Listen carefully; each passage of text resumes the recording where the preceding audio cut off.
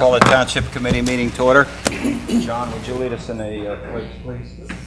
I pledge allegiance to the flag of the United States of America and to the republic for which stands one nation under God, indivisible, with liberty and justice for all. Adequate notice of this meeting has been provided pursuant to the New Jersey Open Public Meetings Law by posting a notice of this meeting on the bulletin board in the municipal building and by sending a copy of the notice along with the agenda of this meeting to the Atlantic City Press, Atlantic County Record, Record Journal, and current newspapers, stating this meeting would take place at 6:30 p.m. Monday, June the 6th, 2016, at the municipal building, Mays Landing, New Jersey. Ms. Gatto? Here. Mr. Gishard? Present. Mr. Kurtz? Here. Mr. Schenker? Here. Mayor Silva? Here. To take a moment of silence for private reflection, and please keep in your thoughts and prayers the passing of Eileen Ripley and William Rafferty.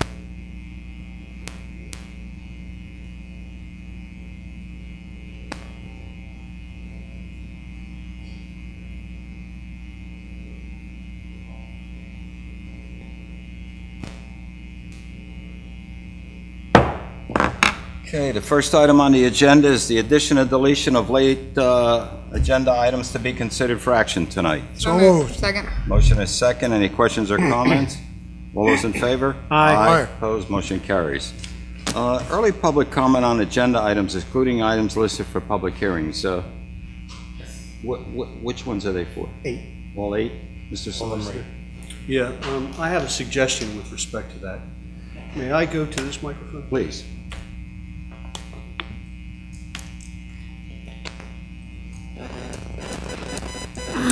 There are 4 people that have signed up in the audience to discuss at the early public comment section, item number 8. And that deals with a request that has been made by Mr. Niemat on behalf of his client seeking to rezone certain parcels of land located in the township. For the reasons that I'm about to put on the record, I would suggest that you consider allowing the public comment of that only after they hear Mr. Niemat's comments. I don't know that you can appropriately respond to something that you haven't heard yet. I would also place on the record that this very same issue was subject to early and late comments at a prior meeting. And finally, to my way of thinking, to be fair to the public, you have to hear what he's going to say first. But secondly, early public comment to me doesn't necessarily mean at what hour the comment is going to happen, but it means it has to happen early in relation to your discussion of the issue. So as a committee, you certainly have the ability under Robert's rules and under our procedures to amend the agenda to allow these folks to speak early before you discuss it, but after they hear the comments on behalf of the applicant's attorney. And that is my suggestion to you. Yeah, thank you. I also would like to point out, if you would permit me, what is going to happen and what is not going to happen. And just by way of a brief history, there are 10 or 11 lots at issue that are sought to be rezoned from R9 to general commercial. And on February the 8th of 2016, Stephen Niemat, on behalf of his client, submitted a letter requesting a zoning change for those lots. In accordance with the land use statute and our very own development ordinance, that was sent to the planning board for their review and for their review to send us back a report. And that was done. And typically that process is to determine whether it is consistent or inconsistent with the master plan. At their April, I think it was 18th, but I'm not sure of the specific date, the planning board had a public hearing and this issue was discussed. I'm told that public comment was permitted, although the minutes of that meeting have not been adopted yet. I'm told that counsel for the applicant had the opportunity to be heard as well, setting forth his client's position. Thereafter, a memorandum was sent to the governing body from the secretary of the planning board that it was the planning board's position, that the rezoning was not consistent with the master plan. Now, I have also been advised that they determined to create a subcommittee, and John, I think you're on it, aren't you? Correct. And the subcommittee was to evaluate the master plan relative to this area and other areas. So these lots were included in what was subject to the subcommittee's review, and that committee has not completed its review, and it remains pending. So there is an aspect still pending with regard to the planning. Based on my understanding of the planning board procedures in the past, they have permitted public comment at those meetings with respect to issues that were submitted to them. So that's the procedural history. Now, after that happened, Stephen Nemad, who represents the applicant, person of interest here tonight, wrote a letter to Rita Martino, our clerk, requesting to have a discussion with respect to the issue of rezoning. And that's what's happening tonight. Tonight is a discussion. There will not be, and there cannot be, a vote to introduce an ordinance. That requires very specific notice requirements of people that are affected, people that are nearby, and others. So those of you who are here concerned about this, that wish to express your opinions, I can tell you that my direction to the Township Committee is going to be that you cannot, under the law, take any official action with respect to adopting an ordinance tonight. It's not going to happen. What is going to happen is, I've had discussions with Mr. Nemad. We are colleagues. We know each other. And he has presented to me that there are some misconceptions out there, perhaps rumors, and some belief that maybe the procedure that he is asking for on his client's behalf is improper. And he would like the opportunity to address you in a public forum with all you here, and he absolutely has that right to do it.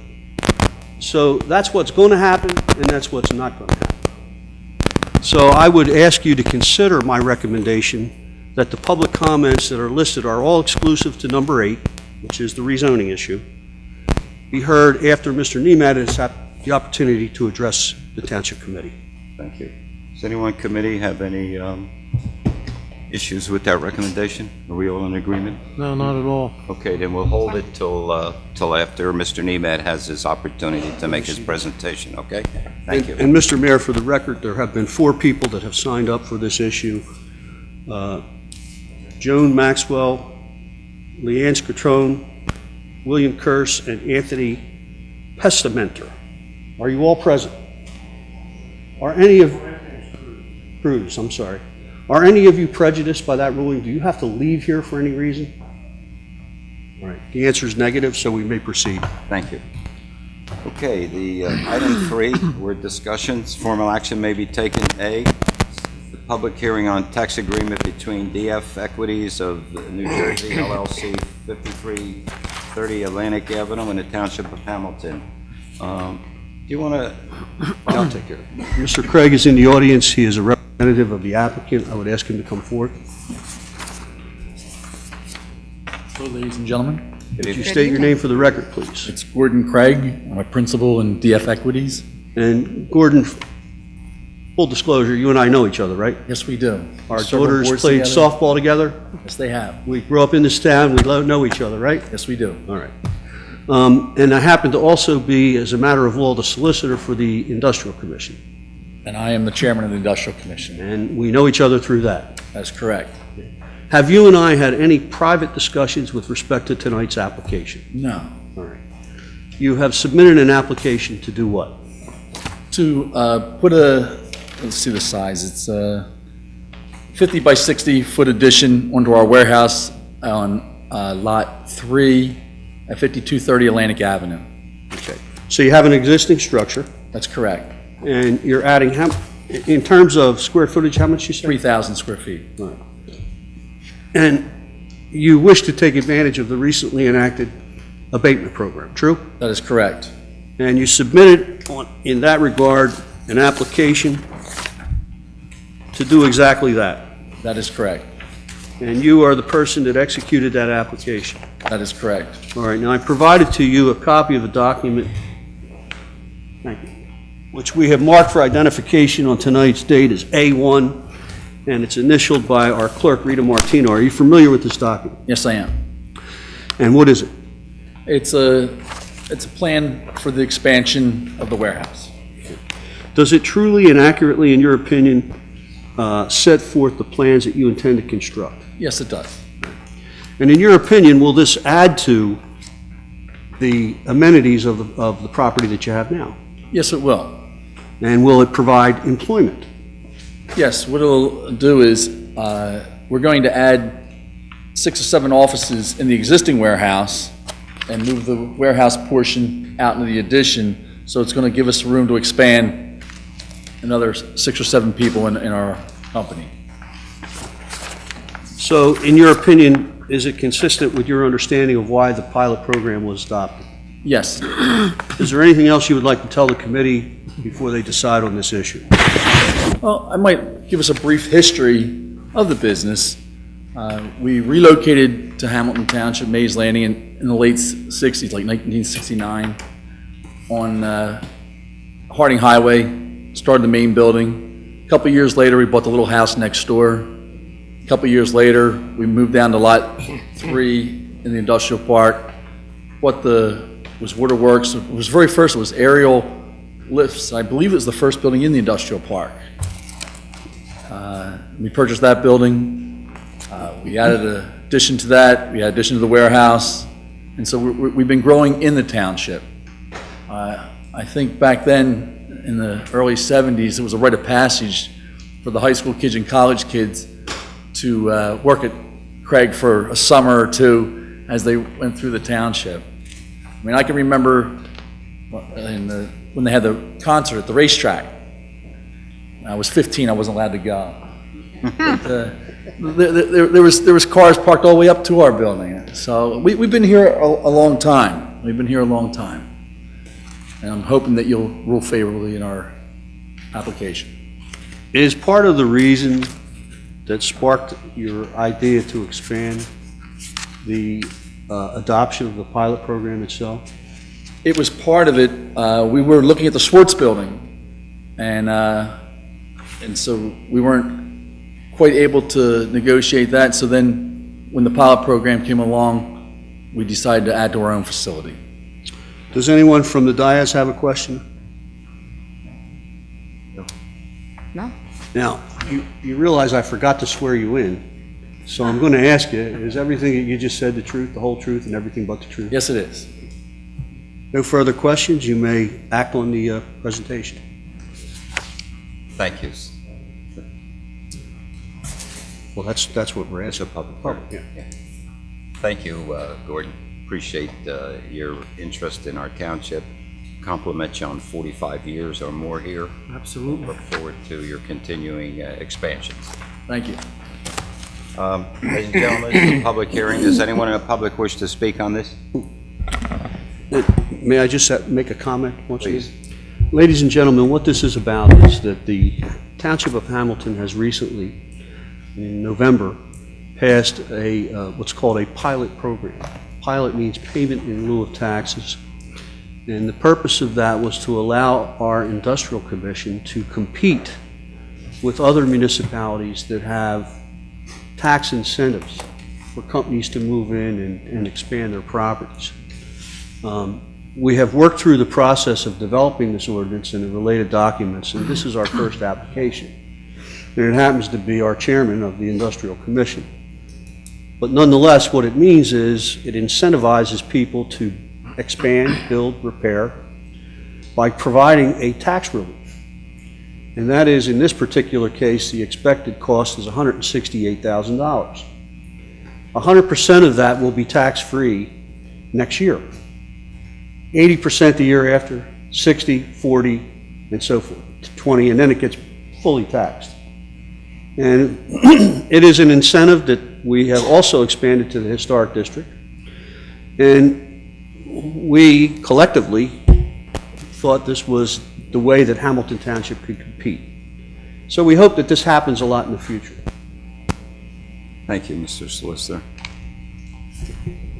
Public hearing, anyone in the public wish to speak?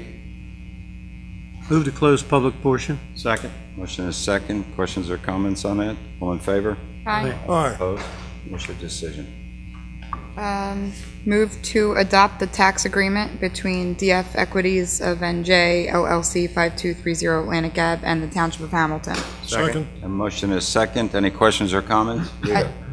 Just a comment, I just want to say, Gordon, thanks for kind of being the first one to dip your toe in the waters, and I think it's setting a really good example for other people who may be interested. Your application was really well done, very complete, and I think just going through the process and having it unfold on TV for people to be able to watch the kind of questioning that Bob just gave you and the opportunity to open up to the public. It's hard being the first one, but again, I'm happy it's you, and I'm happy someone's doing it. So thank you, and I'm looking forward to it. So that's my comment. Sorry, Mayor. I'd like a quick comment also. You're a success story for small business in Mays Landing, Hamilton Township, and that's great. So we're real happy to see it. You did mention additional employment too, didn't you? What did you say, 6 or 7 people? Yes. This will make, well, that sounds great. We're real happy for you. Plus 17, was it construction, during the construction process, 17? correct. Yes, okay. Great. Rita? Well, before you vote on it, I would like to move into evidence what has been marked for identification as A1 on today's date, and that should be made part of the minutes. Okay, thank you. Ms. Gatto? Yes. Mr. Gishard? Yes. Mr. Kurtz? Yes. Mr. Shanker? Yes. And Mayor Silva? Yes, All yes and carried. congratulations, Gordon. See you, Gordon. Thanks, Thank Gordon. you. Next item on the agenda is an ordinance extending the animal licensing fee grace period to April 30th. Michael, do you want to just, Yes, this ordinance will allow us to shift the clinic from winter to warmer weather, so we don't have to have the clinic out in the cold winter. So, Just a simple moving of the date. just the That's basically the all due it is, date. right? Yes. it's just a date change on it? Right? Yes. Great. Okay, I would, do we Want move to introduce? introduce? Okay, make a motion to introduce the ordinance extending the licensing fee. Second? Motion is second. Any other questions or comments? Rita? Ms. Gatto? Yes. Mr. Gishard? Yes. Mr. Kurtz? Yes. Mr. Shanker? Yes. Mayor Silva? Yes. All yes and carried. This will be ordinance 1823. Public hearing is set for June the 20th. Thank you. Item C, panhandling and begging ordinance. Michael? Yes, we received the request from our prosecutor to adopt an ordinance regulating panhandling and begging, and this ordinance represents, she's reviewed it and she's happy with it. And that was a result of a growing trend that she was seeing in the courts, that more and more people were coming in for these type of infractions, but not having an enforcement arm to go along with it. Is that right? Yes. Okay. I must say, I did notice it's a rather extensive ordinance, but I guess this is something that's probably been done in many other municipalities and seems to cover everything you can possibly cover. And make sure it covers every phase of it, which is very significant, so. I doubt that any panhandlers are going to read it, though. No, but at least we'll be able to actually do something, to Give them teeth. to penalize them, yeah. I agree. I've seen communities where they don't have anything enacted like this, and it's quite a nuisance to both the public and the driving public and everything. Yeah, and I think the other thing that's important, Michelle indicated that it was taken from, I think, another municipality, that she had seen it in action. I'm just not recalling, No, Bob drafted it. or maybe it was you, Bob. No, it was my office, but I'm not familiar with it. Okay. And the other thing is, I think our prosecutor also, or you actually made sure that nothing in here prohibited coin drops. Yeah, I did. So that won't be affected. Coin drops are not panhandling. Right, That's okay. right, thank you. New Jersey. Just wanted to make sure that was on the record. It's your pleasure. Make a motion to introduce panhandling and begging ordinance. Second. Motion is second. Any questions or comments? Rita?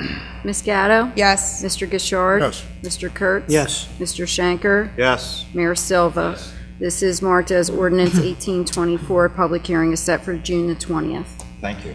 You're welcome. Okay, the next item on the agenda is the 2015 audit report.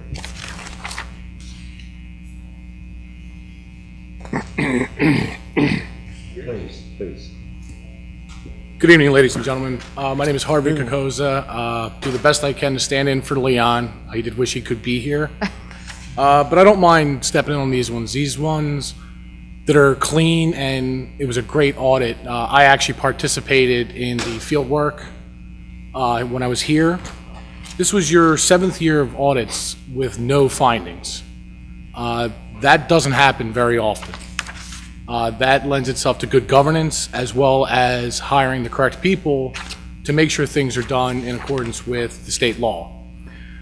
For 2015, you had an approximately $650,000 increase in your fund balance. Primary drivers for this was a better collection percentage on your taxes than you had anticipated when you prepared the budget, as well as collection of delinquent taxes. Your budget for 2016 was a balanced budget as required, and there are no large one-time items in there, which is always a good thing. When you have one-time items, you have to replace that. Your budget is built to sustain itself, which again is not what you see in every place, which is a nice thing. We also prepared a management letter, which was basically blank. I had no even small issues really to deal with, which is again a good thing looking towards not only governance but your employees that you have in place. We had met with your finance committee, obviously, and gone over the complete detail of the report. Fund balance, since it is your biggest number at the end of the year, was almost 4.8 million, which is a very strong fund balance. My one suggestion to you is continue to monitor it, and whatever is used in your budget each year, make sure that you have sufficient revenues to replace it. That'll help you out and keep you balanced. Were there any questions or comments on the audit? I'm assuming everyone's got a chance to read it. I know it's a page turner, but It's exhilarating. It doesn't make the best reading, but if you're interested in the numbers and the finances of the community, it's all here. it's very good if you can't sleep at night and the warm milk's not working. It will do it for you. Good. Thank you very much. I appreciate your comments. I have one major one to make. Obviously, we owe a debt of gratitude to you, Dorothy, and the people in your department for the fine work that you've done. Absolutely. But I also compliment the rest of the employees in our township, because without them doing the fine job that they do every day, we wouldn't be where we are. So, 7 years speaks for itself. I know a lot of people don't always beat the drum on it, but that's a significant number of years, especially in a down economy, to go through what we've been going through and to be where we are. So thank you very much, Dorothy. Would you please relay that to all your staff and to the rest of the employees? Michael, will you please pass that on? Just one comment. Having established a 7-year tradition like this, you're going to have a tough act to follow in the future, but we're looking forward to it. Don't forget, she stepped into it at a very difficult time also. We just Correct. lost our CFO. I think, and another great tribute to Dorothy, Dorothy had a number of years as an auditor. So she does understand the process, she understands, and she knows what they're looking for, and I'm sure she was well prepared when your people came here, right? Absolutely. Dottie is one of the few people that I've met that prepare trial balances the way an auditor would prepare them. When I was putting together the schedules and things like that, I could take her document and write the entire thing, which is generally something we spend in a township this size at least a week here to do. So it does save time, which in turn does save money for the township. So Great. Well, we thank you. Yes, great. Thank you very much. Appreciate it. Thank you.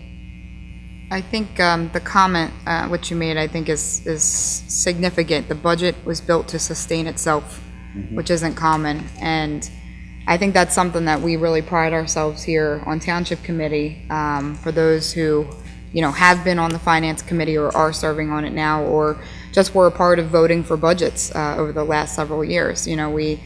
We had to take a lot of steps to get to a point where we could sustain ourselves, not have that structural deficit built in, not kick anything down the road. and really now look out, 3 to 5 years ahead to make sure it's still sustainable that far down the line, and being able to respond and react to anything that comes our way in enough time to keep it there. So I think that's a really significant comment that you made, and it really makes me proud of this township committee, and again, the work that has been done not only by committee, the residents, the employees, everybody along the way to get us to this point. So it's great. Thank you. What about the resolution? We have a resolution. Make a motion to approve the resolution certifying that the governing body members have received and reviewed at a minimum the comments and recommendations portions. Second? Motion is second. Any other questions or comments? Rita, please. Ms. Gatto? Yes. Mr. Gishard? Yes. Mr. Kurtz? Yes. Mr. Shanker? Yes. Mayor Silva? Yes. All yes and carried. Thank you. Item number E, 2016 Local Road Paving Program. Michael? Yes, Mayor. The sheet that you have in front of you lists them in order as far as priority goes. The first four were carried from last year. They weren't completed in last year's project because of funding. And then Klondike and Oakcrest were the two worst in the group that the Public Works Committee worked on. We came up with another list to fill out the rest of the money. We have about $600,000. The estimated cost of these 6 streets is a little over $500,000. We had engineering and some breathing room in it. It's for extras and. Yeah, I think it's important to leave that breathing room because last year, the one big road that we did took up all that breathing room, which is why 4 of these streets are on the 2016 program. I'm glad we could bring them back. Absolutely. Just want to say that we did have a couple of meetings here with the Public Works Committee and the administration, and we went over the roads. And we personally have been to these roads, so I think we made the best decision we can with the funds that we have. Thank you. Appreciate that. What's your pleasure? Make a motion to approve the 2016 local road paving program as described. Second? Motion is second. Any other questions or comments? Rita? Ms. Gatto? Yes. Mr. Gishard? Yes. Mr. Kurtz? Yes. Mr. Shanker? Yes. Mayor Silva? Yes. All yes and carried. Thank you. Item number 4, award of bids and contracts. A, award bid number 2016-06, Town Hall ADA door hardware to R. Maxwell Construction Company, Pleasantville, New Jersey, in the amount of $53,449, funding from the CDBG ADA Improvements Town Hall in the 2014, $11,219 to the CDBG ADA Improvements Town Hall, and from the Town Hall 2016, $20,991.93 from the General Capital Ordinance, and from the General Capital Ordinance number 1673-2-10, $21,238.07. Michael, this is for the work at the front? The work at the front, that Phil can describe the work he's been working on the project. This is for the main entry door, the doors here to the meeting room, and then also the construction entrance door. All right, There'll be 3 sets of doors. They're going to have the, Yes, soft opening actuators, as required by ADA standards. All part of the kind of bigger upgrades Bigger we've been picture, making to right. Town Hall. This is part of the same project as the ramp we're going to The be ramp building that we from approved, construction entrance to the handicapped spaces in the back. Right. good, thank you. Information. Might- Move to award the I contract. just Go ahead, Rob. wanted to note that the price seemed fairly high to me, but this is the best bid, and I guess that's the going market rate. So, Do you remember how many bidders you had? 2. We had 2. The other one, the next bid was 70-some thousand. yeah, it was quite a bit more. 72, I think. Okay. And this is fairly close to the estimate we received from the architect prior to going out the bid as far as what the current market pricing was, so it's Okay. pretty good. It is what it is, yeah. Who made the Right here, move I to moved it. award I the seconded. contract motion is as, second? Yep. Questions or comments? Rita? Ms. Gatto? Yes. Mr. Gishard? Yes. Mr. Kurtz? Yes. Mr. Shanker? Yes. Mayor Silva? Yes. All yes and carried. Thank you. B, award of contract for asphalt compliance testing for reconstruction of Malaga Road, Section 4 to Craig Testing Laboratories, Inc., in the amount of $2,060. Just the testing on that section, right? Yes, our engineer obtained 3 quotes, and this is the lowest quote. And because it's state-funded, we have to do the testing. Okay. I move to award item 4B. Second. Motion is second. Questions or comments? Rita? Ms. Gatto? Yes. Mr. Gishard? Yes. Mr. Kurtz? Yes. Mr. Shanker? Yes. Mayor Silva? Yes. All yes and carried. Before we move on from that item, since it's about Malaga Road and our Malaga Road expert is in the back of the room, I don't know, Steve, if you could just offer an update in terms of what are the next steps then, once this testing is completed? The Malaga Road On project. Malaga Road, yeah. I went to a pre-construction meeting on Thursday. They were supposed to place traffic control signs out today regarding the detour. They're required to have signs out for a period of 2 weeks. So 2 weeks from today, I think it's June 20th, the project's going to go to construction. The duration of the project is 30 days. At the pre-construction meeting, the contractor said he's going to try to accelerate that schedule 2 to 3 weeks at the maximum is what he's telling us, but 2 weeks from today is when the detour is going to go into effect and Malaga Road will go to construction. Okay. You tell them you'll be standing out there day and night so nobody rips the road up once it gets paved? I'll do that. Good, thank you, Steve. Thank you. Thanks, Mr. Mayor. Thank you. C, award of contract to Remington and Vernick Engineers for 2016 to local road program services in the amount not to exceed $34,700.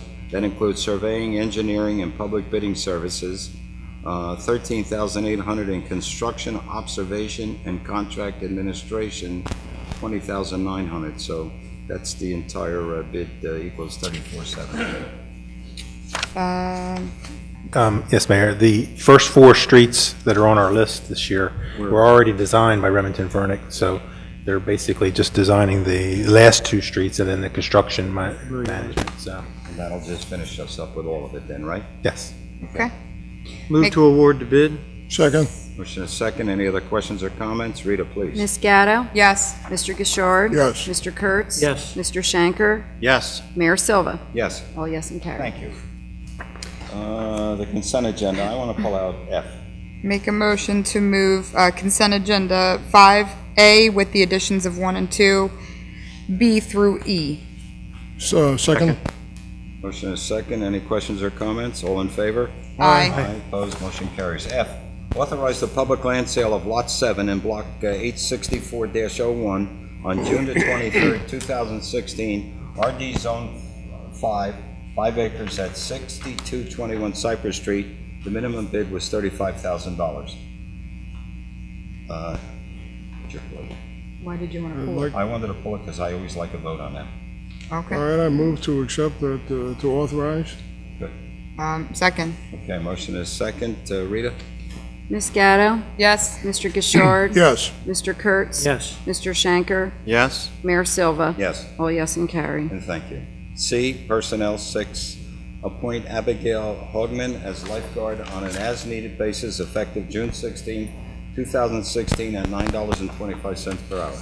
So moved. Second. Motion is second. Questions or comments? Rita? Ms. Gatto? Yes. Mr. Gishard? Yes. Mr. Kurtz? Yes. Mr. Shanker? Yes. Mayor Silva? Yes. All yes and carried. Thank you. Item B, appoint Hannah Desmond as zoning officer at $50,000 annually effective June the 20th, 2016, contingent upon successful background check and pre-employment post-offer physical. Very happily, we'll make a motion to appoint Hannah Desmond as our new zoning officer. I think it's been a long time coming, and Amen. really excited to have finally found somebody qualified to do the job and get in here and kind of keep moving that program forward. Absolutely. Second. I'll amend that also. The motion is second. Any questions or comments? Rita? Ms. Gatto? Yes. Mr. Gishard? Yes. Mr. Kurtz? Yes. Mr. Shanker? Yes. Mayor Silva? Yes. All yes and carried. Thank you. Approvals, minutes of May 16, 2016, regular meeting. So moved. Second. Motion is second. Any questions or comments? All in favor? Aye. Aye. Opposed? Motion carries. B, payroll and bills. Bill list totaling $2,081,290.39. So moved. Second. Motion is second. Any questions or comments? Rita? Ms. Gatto? Yes. Mr. Gishard? Yes. Mr. Kurtz? Yes. Mr. Shanker? Yes. Mayor Silva? Yes. All yes and carried.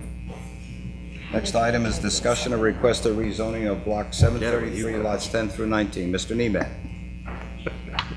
Yes, good evening, Mr. Mayor, members of the Township Committee.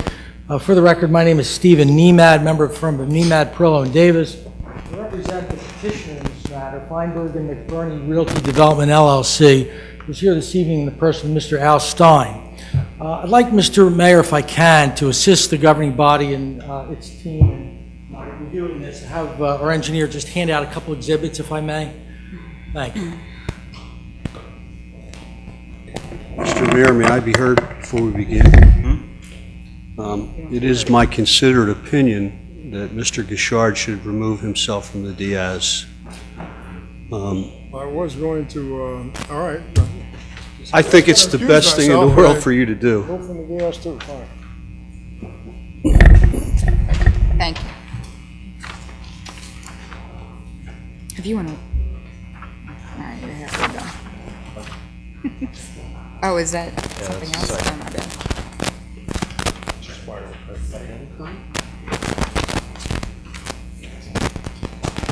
Different sitting there, isn't it? A little different sitting there, huh? Thank you. I've just been asked a question, Mr. Mayor, from, does she have to sign up to talk in advance of the regular open public comment? And the answer is yes. And since it's a little bit unusual, would I be permitted to have her sign now? Please. Anybody else that would like to speak? After Ms. Remat speaks, but before the discussion about the governing body, otherwise you would be confined to speak with only at the general public comment section at the very end of the meeting.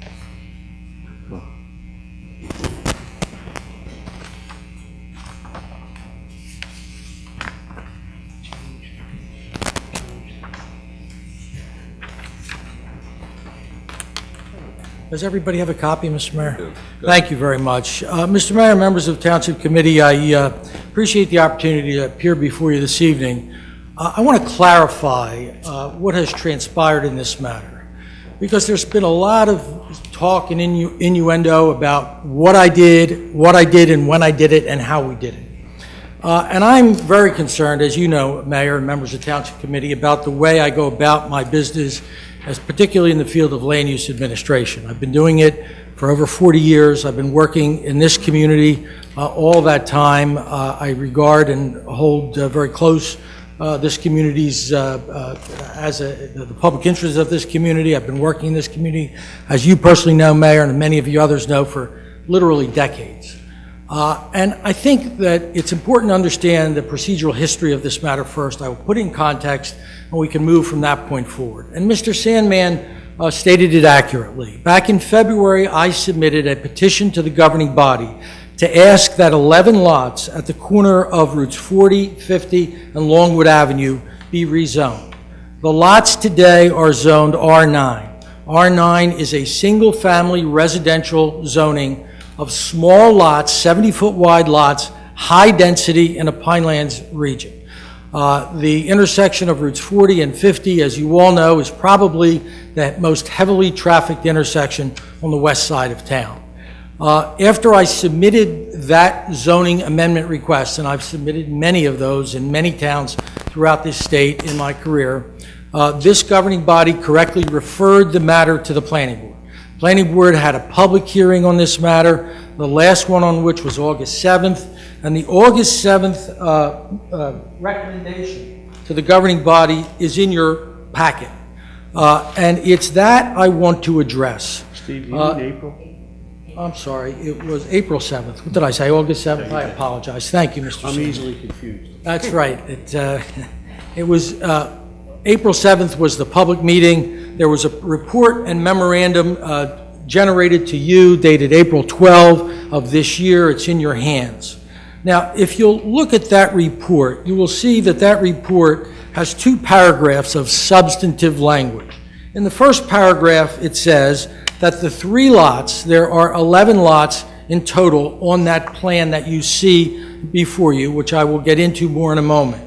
It says that 3 of the lots should be included in the redevelopment area. They're in need of rehabilitation, and they should be included in the redevelopment area that the township had adopted at the end of last year. As you well know, you adopted a redevelopment plan for the historic district to allow, the sole purpose of that redevelopment plan, and I've read it all very, very carefully, was to allow those in the area to avail themselves, as Mr. Craig just did, of the 5-year pilot program, the 5-year tax abatement program. But look at the second paragraph of that recommendation. It says, the planning board recommends that the zoning request is inconsistent with the master plan and this is important, it be sent back to the Township Committee with the recommendation that the planning board look at the lots in totality, the entire corner and other parcels in that area that may need a change so that proper notification can be given to the residents so that they can have input. Now, I want to focus on that proper notification because I believe the planning board was under a good faith misapprehension of what I was requesting and why. During the course of the hearing before the planning board, and it initially came on late at night at the end of one agenda, was continued to the next agenda, and it was at the middle part of that agenda. But I was asked the question, why did we not go to the zoning board? If CVS wants to build a new store of 12,000 square feet at this corner per the site plan you see, or some reasonable facsimile of that site plan, why don't they go to the zoning board and ask for a use variance? And I told the planning board at that time, because our position is not one which would warrant the zoning board granting a use variance. And let me state very clearly what our position is. Our position is that the R9 zoning of that site is no longer suited to that corner. It is, to the contrary, ill-suited to that corner today. You know, the land use law contains very little guidance on how you zone or rezone a community, but it does contain guidance. And the statute in question says, it has one sentence that is very, very appropriate to this matter. It says, and it's the only guidance that's given to municipalities in how to zone and rezone their community. In section 62, it's one sentence. It says, the zoning ordinance shall be drawn with reasonable consideration to the character of each district and its peculiar suitability for particular uses, and, this is the most important, to encourage the most appropriate use of land. To encourage the most appropriate use of land.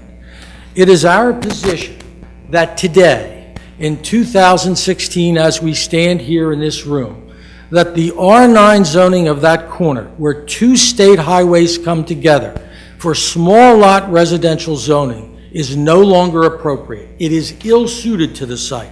That zoning today does not, and I underscore the word not, encourage the most appropriate use of land. Quite to the contrary, the existing zoning is a disincentive to people investing in their properties. For if you look at the 11 properties that make up this area, and you all know them, I know, I have photographs of them, but I won't bore you with them. What all the properties are characterized by, the 11 properties in question, is deferred maintenance, a shabbiness, I don't want to say blight, some of them are clearly blighted, one or more, but clearly there's a reason for that. And the reason for that is Planning 101 tells us that you do not take a property located at the intersection of two state highways and locate small lot residential zoning at that intersection. It might have been appropriate in 1983 when this community first did its Pinelands compliant zoning. It is definitely not appropriate today, some 33 years later, when that intersection is one of the most heavily traveled intersections on the west side of town. It is a disincentive to anybody investing in any one of those properties. And there's a simple reason for it. The simple reason is because nobody that invests in those properties can expect that investment to result in an increase in the value of any of those properties or an increased rental value for any of those properties. Because consumers don't want to buy single-family homes that are located where you literally step out of your front door and you are steps from the cartway, the hard paved surface of a roadway that carries some of the highest volumes in the community, 2 state highways, routes 40 and 50. So the question becomes, what is appropriate? And by the way, I might add that when we went to the planning board had the benefit of the input from its planner, Mr. Palestina. And Mr. Palestina prepared a memo. And that memo unequivocally recommended in favor of what we are here requesting. That memo is attached to my letter. Mr. Palestina's memorandum is dated March 17, 2016, and he says that several of the homes are dilapidated, they're over 50 years old, these meet the statutory requirements identified in the redevelopment plan, and inclusion in the redevelopment plan would be appropriate. And he says, given that the parcels directly across from the site on Route 50 are located in the GC Commercial Zoning District, the GC zone would appear to be appropriate for this area. The site is 1.85 acres. And that's important because our position that current zoning is ill-suited to that site is not, and I underscore the word not, under existing land use law, a basis to get a use variance. That is why we did not go to the zoning board. You cannot go to a zoning board and say, I'm entitled to a use variance because the zoning is no longer suited to my site. And the decisional law is abundantly clear. When I sent the letter request in, requesting to be heard this evening to Ms. Martino, I included in it some case law. And I know Mr. Sandman is familiar with the law. The law is clear beyond conjecture that you cannot go to a zoning board, say, I want a use variance because the zoning is no longer suited to this site. The residential small lot zoning at the confluence of 2 state highways is no longer appropriate to this site. That is not the basis for a use variance.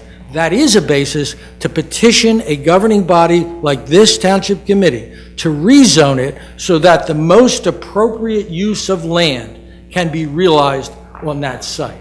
We submit that the most appropriate use of that land, 1.85 acres, is the same general commercial zoning as exists across the street.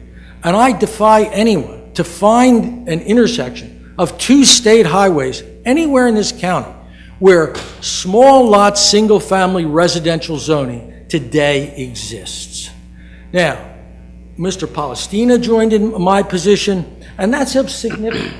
And I say it's of significance because one of the sole classifications of land use ordinances that are not subject, as you may well know, to initiative or referendum is a land use ordinance or a zoning amendment. And there's a significant reason for that. The reason for that is because land use is not a simple matter. It requires some knowledge of traffic and of land use intensity and how we measure land use intensity. So therefore, the significance of Mr. Palestina's memorandum recommending that the zoning be amended on this tract of 1.85 acres is very appropriate. Now, I hope I have disabused anyone of the notion that the procedure I undertook to petition for an amendment of the zoning was not some kind of shortcut, not some attempt to not have the sunshine shed its light on this application. To the contrary, I want just the opposite. We want all of this to be done in the light of day with public input and public hearings. And that's why I'm appearing here this evening and making this request. Now, I understand that there are folks here that live in the neighborhood that are against this application. And I also understand that many have been, whether intentionally or otherwise, whipped into a frenzy about fears. And I'm not blaming anyone that may come up and speak against this. I know change is disconcerting. People have changes, concerns about changes. What effect will it have? But let me talk about some of the objections that have been levied against our proposed rezoning of this site, and how each and every one of them can and satisfactorily addressed. What are they? Number one, first and foremost, we hear about traffic. If you look at the site plan before you, one of the big concerns that we've heard, and I listened to the minutes or the tape of one of the earlier meetings where this was discussed. If you look at the conceptual site plan, what we are proposing to do is take all of the driveway traffic in and along Longwood Avenue and make sure that it doesn't make any right into the neighborhood, to the residential neighborhood to the rear. That will be a left turn driveway traffic only. Secondly, there's this notion that a CVS, when we express our concerns about traffic, we express them about traffic during the roadway's peak hours. The roadway's peak hours are the AM, PM rush hour and the Saturday tourist rush along Route 50. I think we can all agree. Well, during those peak roadway hours, a CVS does not attract new trips to the roadway.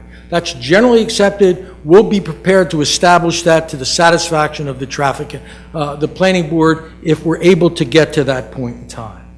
This is a use that really is a neighborhood use. A CVS, like any drugstore, is where we go to get our prescriptions and any other sundries we may need. It attracts traffic from a neighborhood, not a region. It does not attract new traffic during a peak period. And all of the traffic that we are proposing will be off-peak and not have any degradation unsatisfactory degradation on any of the intersections involved. Secondly, I've heard this issue about compatibility of land uses. Look at the aerial exhibit that's before you. One of the things you'll notice on this aerial exhibit is that on 3 sides of the proposed site for redevelopment, 3 sides, you either have wetlands across the street on Longwood Avenue, that's all wetlands, it will never be built upon, or across the street on Harding Highway, Route 40, we have some residential, elderly residential. Across the street on Mill Street, or Route 50, we have commercial, all commercial. The old hardware store, which has been vacant down the road further. The corner property is in use commercial. Diagonally across the street's the gas station in commercial use. The only property, and this is what I heard understood concerns were about, is located to the rear residential, in the lower right-hand corner of that drawing along Longwood Avenue. And look what we are proposing. We are proposing a 40 to 50-foot landscape buffer on that area, if we're able to generate a site plan for that use. Now, in an urban context, you all know that 40 to 50 feet for a landscape buffer is a veritable forest in an irrigated buffer that we do pursuant to recommendations from your planners and engineers. And that's shown on this plan. So we are a very compatible land use. The other objection we heard was about lighting. Well, that's really not a concern. Every piece of lighting will have a cutoff shield on it. None of the lights will shine off-site. We do it at every new store we've done. Mr. Stein and his organization have developed literally dozens of them throughout the state. No light will shine into anybody's yard, and all lights will be turned off except for security lighting after the store closes during normal business hours. Another concern we had was about stormwater management, as if we're going to build this and somehow flood out our neighbors. Well, as Mr. Philippone can point out, as a very, very experienced civil engineer, our obligation when we design this site is not only to not flood out neighbors, our obligation is to make sure that in the post-development condition, the amount of runoff that we generate to surrounding properties is less, I underscore, than in the pre-development condition. So that we will demonstrate that we will not only not have a negative impact in terms of runoff, we will have a positive impact because less runoff will go to our neighbors. We've heard concerns about lighting, about traffic, about buffers, and I think all of those can and will be addressed. Let's talk about aesthetics. There's another elevation I've given you. CVS proposes a 1-story building. It'll be about 12,000 square feet. The building will have cedar impression siding, which, as you know, even is accepted in Cape May in the historic district. It has heavy roof shingles, shadow line roof shingles. It has brick. It has the appearance of a residence. And we're certainly willing to work along with your planning board and planner to design other fenestration and building architecture, which makes it a true architectural statement at this corner. I want to indicate that it is our position, and it is my position, that I could look every single one of the neighbors in the eye and say, respectfully, that based on my experience, if I were to live in Longwood Avenue behind this property, I would want to see this use develop. Because what's happening on this block today is that the corner properties are beginning and may have the ability to infect the remainder of the block. Because the existing zoning, as I mentioned earlier, is a disincentive to anybody investing in all those properties, in any of those properties. And if you don't believe me, I've spoken to Mr. Passarelli. Mr. Passarelli has a father, God bless him, he's 102 years old. He owns the 3 Dutch Colonials on the corner, and his son, who I've spoken to, has power of attorney to manage those properties. He expressed to me what he goes through to try and get meager rents from those 3 properties. And he even indicated most recently that he's even considering, if things aren't improved, of boarding up the properties and ceasing residential use of the property. It is so difficult to maintain rental properties at such a heavily trafficked intersection, which is literally steps from roadways with such high average daily traffic. Now, you may think that when the planning board sends you a recommendation and it recommends against it and it says we should undertake a study, that it ends there. But that isn't the end of it. As Mr. Sandman knows, there's a section of the Land Use Act that allows you to not necessarily follow the recommendation of the planning board. You don't have to follow that recommendation. And I think that recommendation was based upon the faulty understanding that we should have gone to the zoning board, which we could not do under existing law. I think that recommendation was based upon the thought that I was somehow seeking to not allow public input into this process.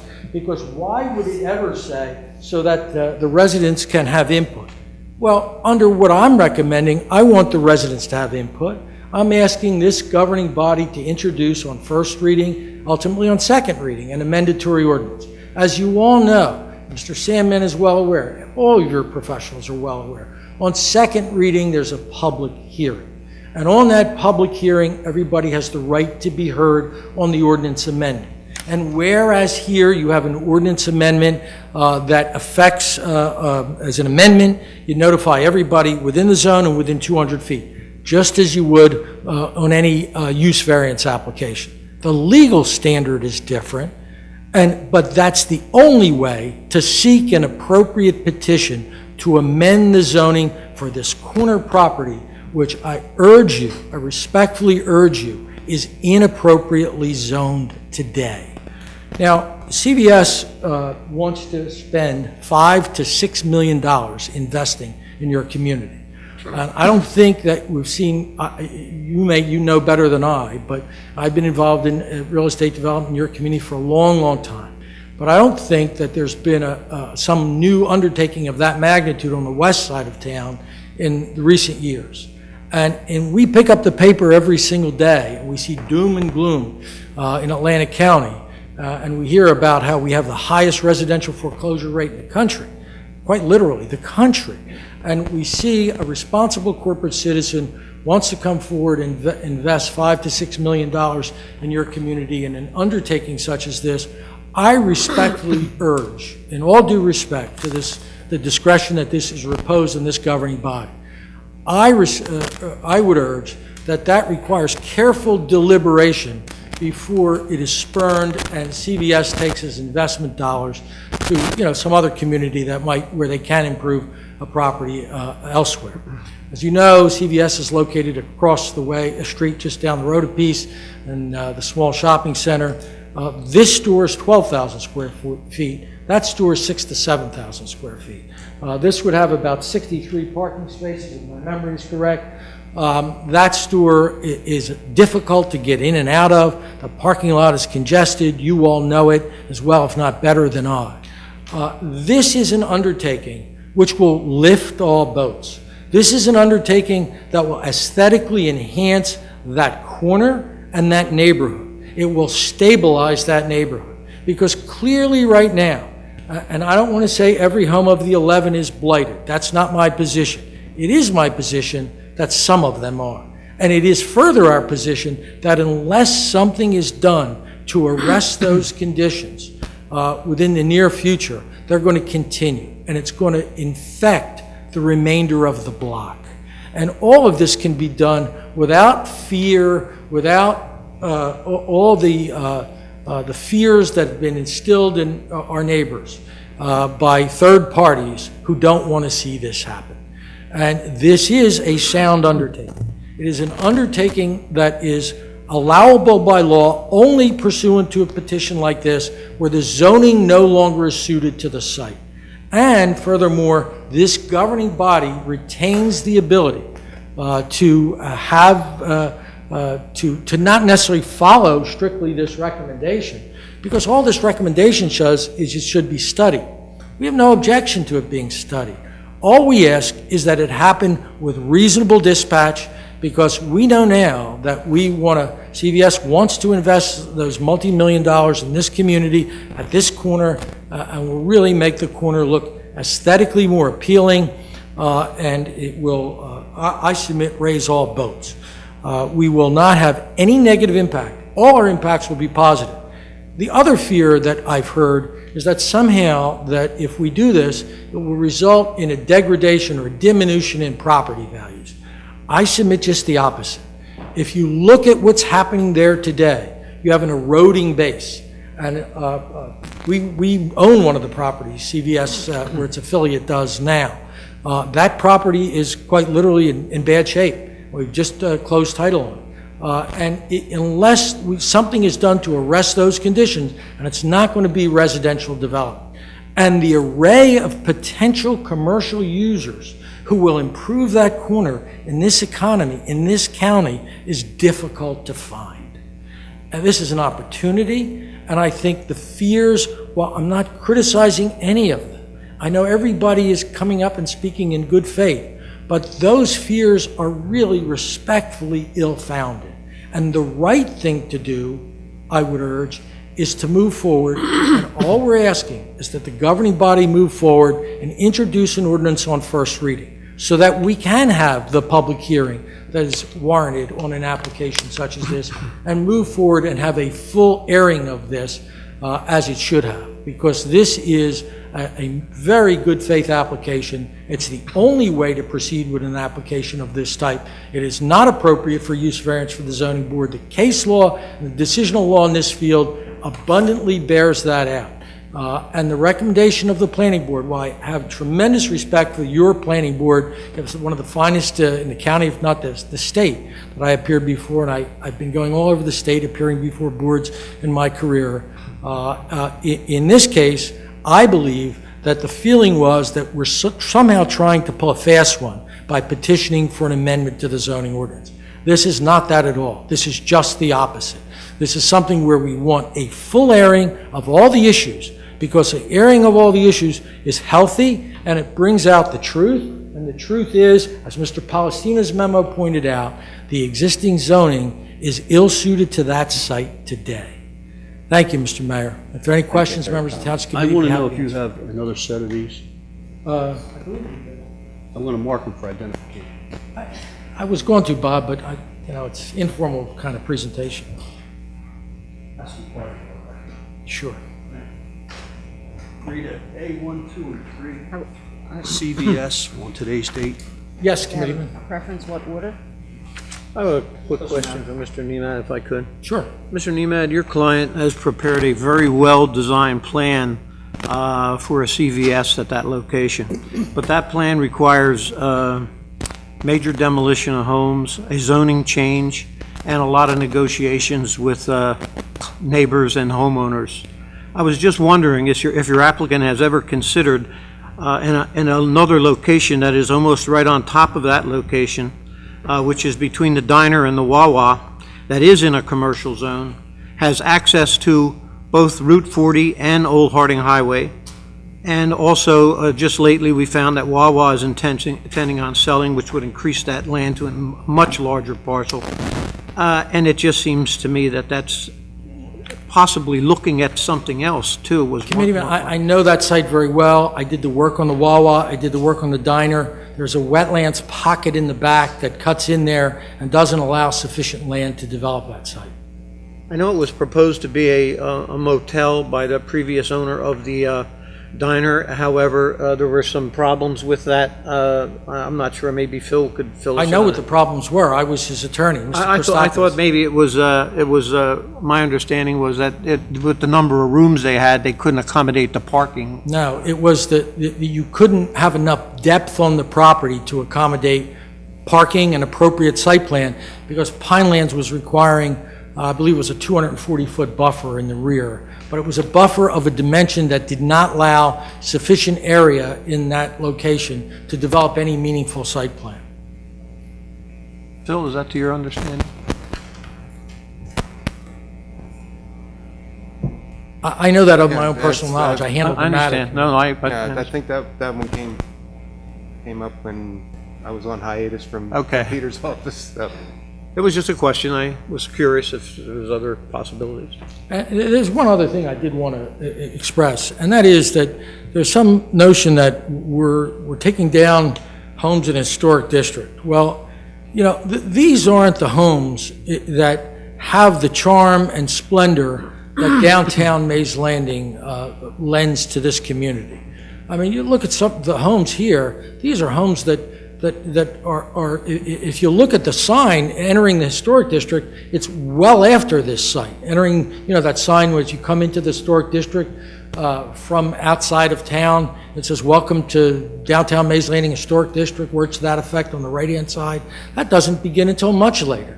These homes have no historical attributes that contribute to the charm and feel of the downtown area. Quite to the contrary, I mean, look at them. I have pictures of them if you'd like to see them. I think you all know them. I mean, the homes, the 11 properties in question are extraordinarily, as Mr. Palestina pointed out, they run down. There's been no investment in the properties.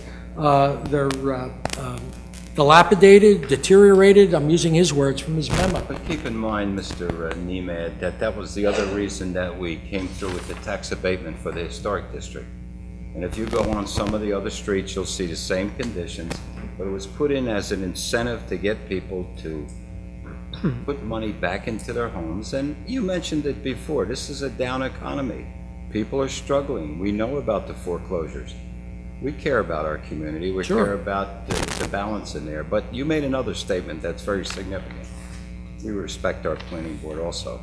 And we also support the master plan. And their comment was, this is inconsistent with the master plan. Well, no, but it says something other than that, Mayor. It says it should be studied in conjunction with other corners, and it should be done so that there's a public input. And I attended the planning board hearing, and the planning board was of the impression that we should go to the zoning board. Now, at that time, I had not given them the legal memo that I have since provided to you in my letter to your clerk, and supplied Mr. Sandman with a copy.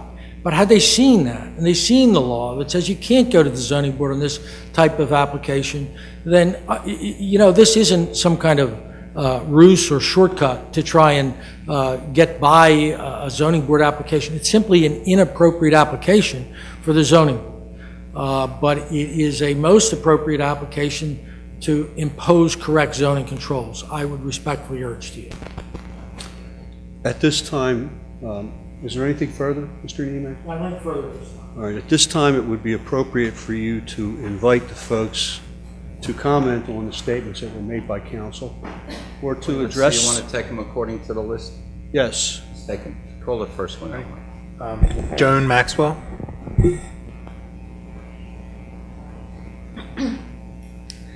Up to the microphone. Okay. In respect to what you were saying about Would you introduce yourself, please, Ms. Maxwell? Joan Maxwell, I live on Mill Street, bright blue house. Pretty much everybody that lives on Mill Street knows my house. I put a lot of money into maintaining my house. I don't make a lot. I work at a teacher's aide with medically fragile children. I put a lot of money in my house. I maintain it.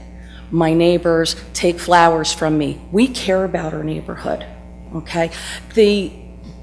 Speaking about historical, that vacant hardware store, do you know that that was a bowling alley for World War I veterans in Bethlehem Loading Company? Guess you didn't know that because you're not from around here. We care about our community. Maybe those houses are blighted now, but they need love, okay? I put a lot of love in my house. There's always something that needs to be done, all right? Maybe they're blighted. You don't see what's underneath of them. They are historical. My house was built in 1886 for the cotton mill workers, okay? I take a lot of pride in that. There are people that did repairs on my house. They signed their name because they were proud of this neighborhood and this town and this community. Mr. Passarelli's houses, I don't know if you know this, they came from Bethlehem Loading Company too. They moved them here. Some of those houses were moved to Northfield and Linwood. They took pride in those houses. There were poems and songs written about those houses. Do a little history work and don't tell me that's not historical value. Those were people's hearts that built those houses. I want you to keep that in mind when you're talking about tearing things down. You're tearing down part of a community. And I love CVS. That's my pharmacy, okay? But I want them to keep that in mind. When they're tearing something down, you're not tearing down a house, you're tearing down memories. And just want you to think about that when you're doing your planning. Thank you very much. Thank you for your comments. Who's next? Leanne Skatay.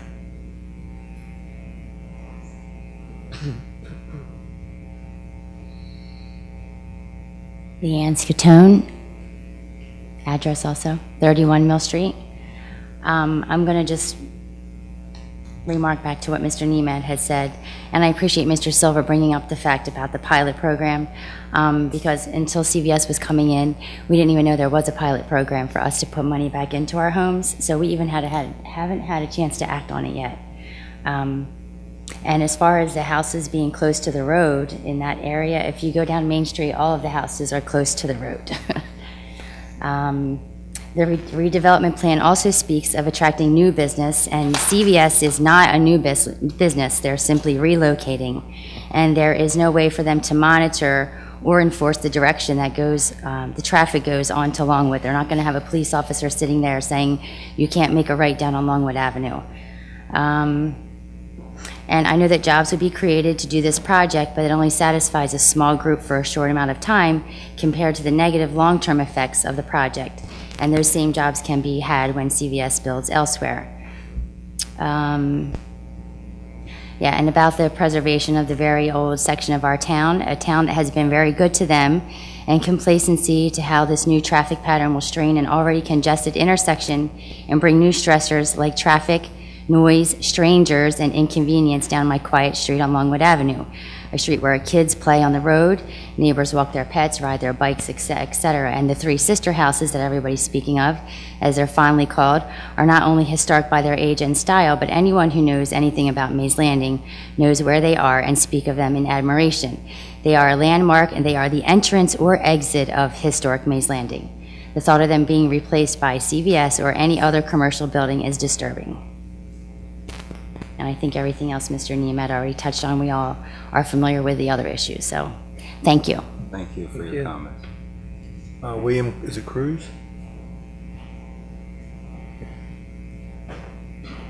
My name is William Cruz. It's spelled K-R-U-S-E, in case you need that for the record. I've lived on Longwood Avenue for 53 years. How long? 53. 45 of that was when I was married. Been married 45 years, sorry. A couple comments. My house is not dilapidated. I live on 6118 Longwood Avenue. You can come and look at my house anytime. It's not dilapidated. It's very well taken care of. I find it interesting that Mr. Nemad spoke about, and he was concerned about the people that live in the houses on the highway, about stepping out and getting hurt. But he's not concerned about how much what the CVS is going to do to our neighborhood. So it's just my comment. Mays Landing's been a very quiet street for all those years. We have seen a lot of traffic there lately, people cutting through from Mill Street, trying to beat the light, I guess. One of the things that has happened to me quite a few times, and I understand that the exit is going to be on Longwood, and it will, as he said, it'll be a left turn, and it'll go out to the highway. One of the problems that I've had, and I've seen other neighbors have, is when you're coming from, actually heading west, and you come over the intersection, and you try to turn into our street, people that are trying to make that turn, we get a lot of traffic down our street that people don't live there. When they pull out to go onto Route 40, instead of pulling over to the right, they are in the middle of the street. You cannot get in and turn into our street, so you're stuck out there in the traffic, and a couple times I've almost been hit in the rear end from the traffic, and Mr. Nemat's right, it is a very high traffic area. And I'm concerned about the traffic on Mill Street, how that if people that back up there on Mill Street from the light going back towards town, towards the dam area, if somebody wants to come in there from going west and turn in, there's not going to be any way for them to turn in because the traffic's going to block them. So it is going to cause a lot of traffic problems, and I think it's going to make it worse. We have had some accidents on our street. My mother lives on the corner there by the lot, the old Wheaton's lot. There was 2 cars that came together there a while ago. One person trying to cut the corner there, and another person coming the opposite direction, and we've actually had two head-on collisions on our street in the past few years.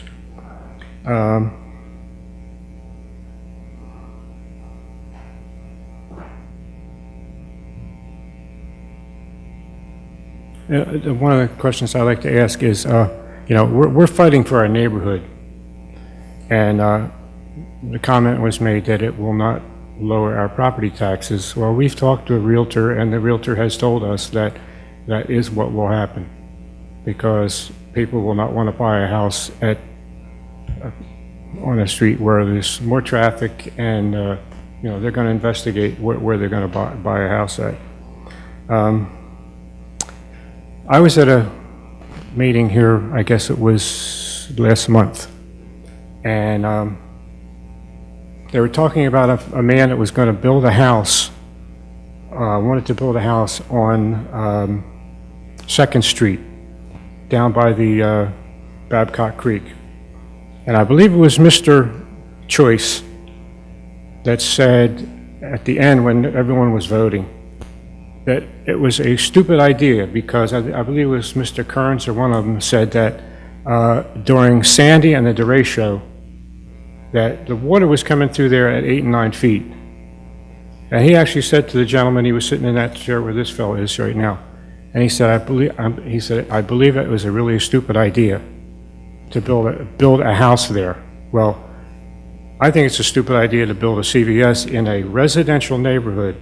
And I can understand the township wanting to have more revenue and things like that, but to take a historical area and rezone it to commercial, it just doesn't make sense to me.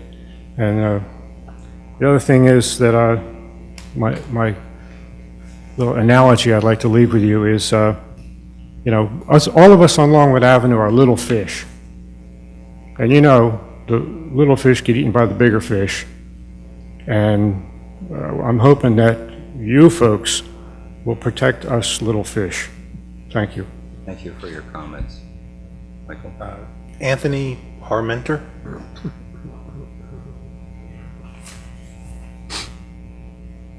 Hello, my name is Anthony Parmenter. I live on 6130 Longwood Avenue. I'd just like to say I'm definitely against the CVS project. One of my biggest concerns is the traffic on the road, and as they said, they're going to require every car to turn left towards 40. I find that rather interesting because it's unlikely that you can get out onto 40 unless you're turning right. If that happens, then the road's just going to back up more, or they're just going to turn right and come down our road. that's going to be more likely what's going to happen. At the end of Longwood, where it meets Mill, is not really designed for traffic. It's a very small lane, and if you go around the corner too quickly, you're going to get guaranteed to get hit. Then he addressed the concern about light pollution. If you drive past the CVS on English Creek and West Jersey, it's pretty lit up at night. I certainly wouldn't want to live next to that, and unfortunately I might get forced to. Definitely concerned about that. Then value properties. I don't see them going up because of a CVS, but I definitely do see them going down. If I would like to sell my property with a CVS next to me, I know I wouldn't want to buy it. So it's just going to make it tougher on all the residents of Longwood and Mill Street to get rid of, or to sell their homes. And then I also just want to point out the subtle hints of CVS threatening to leave the town. We have two CVS's, if you didn't know. Target just sold pharmacy, became CVS, and then we have the one on Harding Highway. Do you really think they're going to leave this town? If they weren't making money, they wouldn't want to make another one. And even if they did leave, there's a store already made for Walgreens or another pharmacy.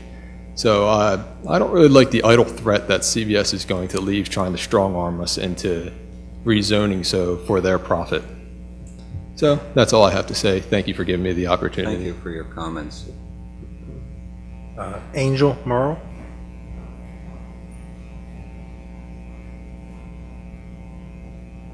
Good evening. My name is Angel Merrill, and I'm the real estate agent for this project.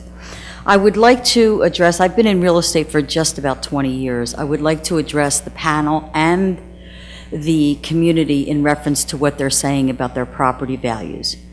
Living next to a CVS does not decrease the value of anybody's property. What decreases the value of your property is the condition that the real estate market is in. Right now, since 2008, it's been tender, it's been struggled, it's been all kinds of stuff that everybody knows about. We are the worst county in all of the state and in all of the country, but that doesn't make your home value decrease. The other thing that makes your home value decrease is, along with the drop of house sales and normal sales and things such as that, is the area that you live in, is the area that is not taken care of up to the market, is the area someone's not going to want to live next to a house where they go.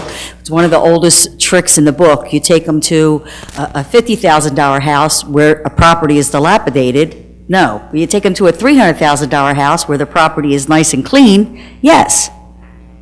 As far as the pull-out lanes on Route 40, there's going to be clear sight triangle when they pull out on 40 because there's a 50-foot buffer. So they'll be able to see pulling out on Route 40, making the left on 40 going west, that they don't have the opportunity to see now. So that will be eased a little bit and ease everybody's tension as far as the traffic goes. Some of the people in the Historic Committee and some of the people on that have spoken tonight are clearly focused on the demolish of the homes. We're not saying that the homes do not have historic value. We're saying that sometimes with all of the people that we're approaching, it's not demolition to them, it's elation to them. There's 11 properties, 10 homes. Out of the 10 homes, 5 of them are rentals. So there is no incentive for them to get into the program and fix it up, or the pilot program, or anything that we've talked about tonight. They're getting their income, they're happy with that. Mr. Passarelli did, this is not a threat, it's just a conversation, he did tell me that if it doesn't go through, it is all in likelihood that he would board up the houses and just go. He doesn't want to maintain the 3 beautiful houses anymore, he's not making any money, and he doesn't want to put the hours that are in there anymore. You go around the corner, 6105 is vacant, 6107 is vacant, 6109, these are the homes on Harding Highway, I believe is a rental. And then if you go down Longwood, one gentleman has already lost the house, which has gone back to the bank, and another one is a rental. So out of the 10, 5 of them are rental. Right now, 3 of them are vacant. What is the township going to do if Mr. Passarelli decides to board up the homes, or if 6105 gets boarded up, 6107, and now the other home that owes way more than it's worth, and it's going back to the bank? It is going to appear much more dilapidated than it is now. My other thing I'd like to point out is, yes, we do. I've lived in this town all my life. My family has a business here of 57 years. So yes, I do care about the community and meeting you in our restaurant, meeting you in the Acme. I want to be able to look you in the eye when this is all over. There are situations in Mays Landing that have created a little bit of a havoc, as if you would turn onto K-Mac, where the old auto store used to be. If you turn onto Central, where the vet is and where the SimCare Pharmacy is, those people are traveling down those roads through the residential area, where we have proposed that they're not going to travel on Longwood, eliminating the fear of kids playing and elderly people walking the dogs and things such as that. You have a Verizon building that is, I'll use the word that someone used, plopped right in the middle of the residential area, in the beautiful downtown section of Mays Landing, where all of those homes are well-maintained and well taken care of. We also have a car wash over there on Decatur and 7th, which is a commercial business in the middle of a residential business. So there are things that already exist that may have already set some sort of a precedent for this project to come in. I just want everybody to understand that the sellers have the right to sell and have thoughts about moving on to bigger and better things for their family, and this will give them the opportunity to do so. Thank you. Thank you for your comments. Cheryl Fetty.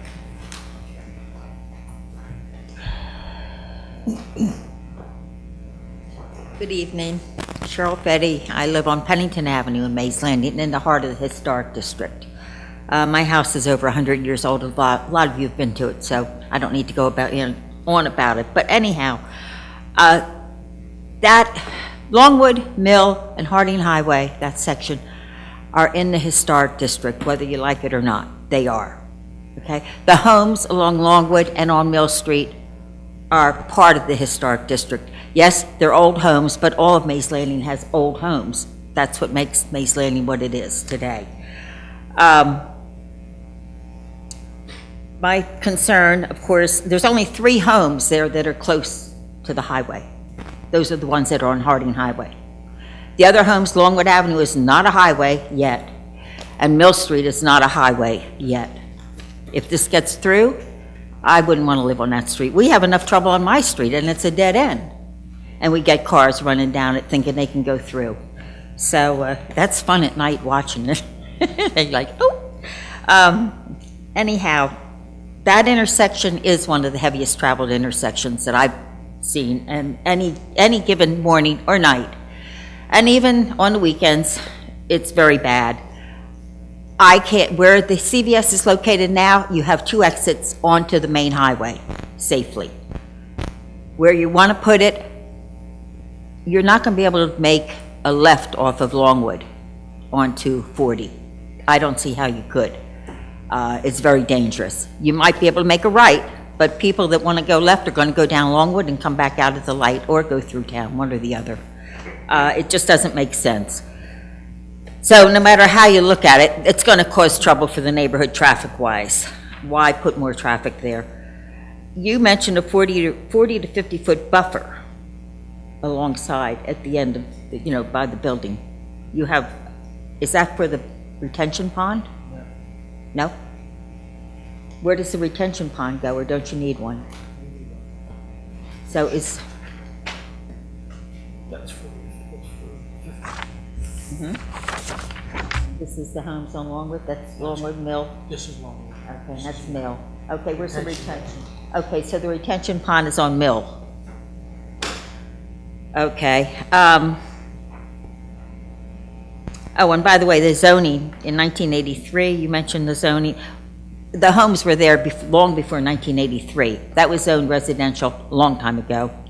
I believe they just continued the same use. Parking spaces, 63 parking spaces? That's a lot of parking spaces for a neighborhood store, I think.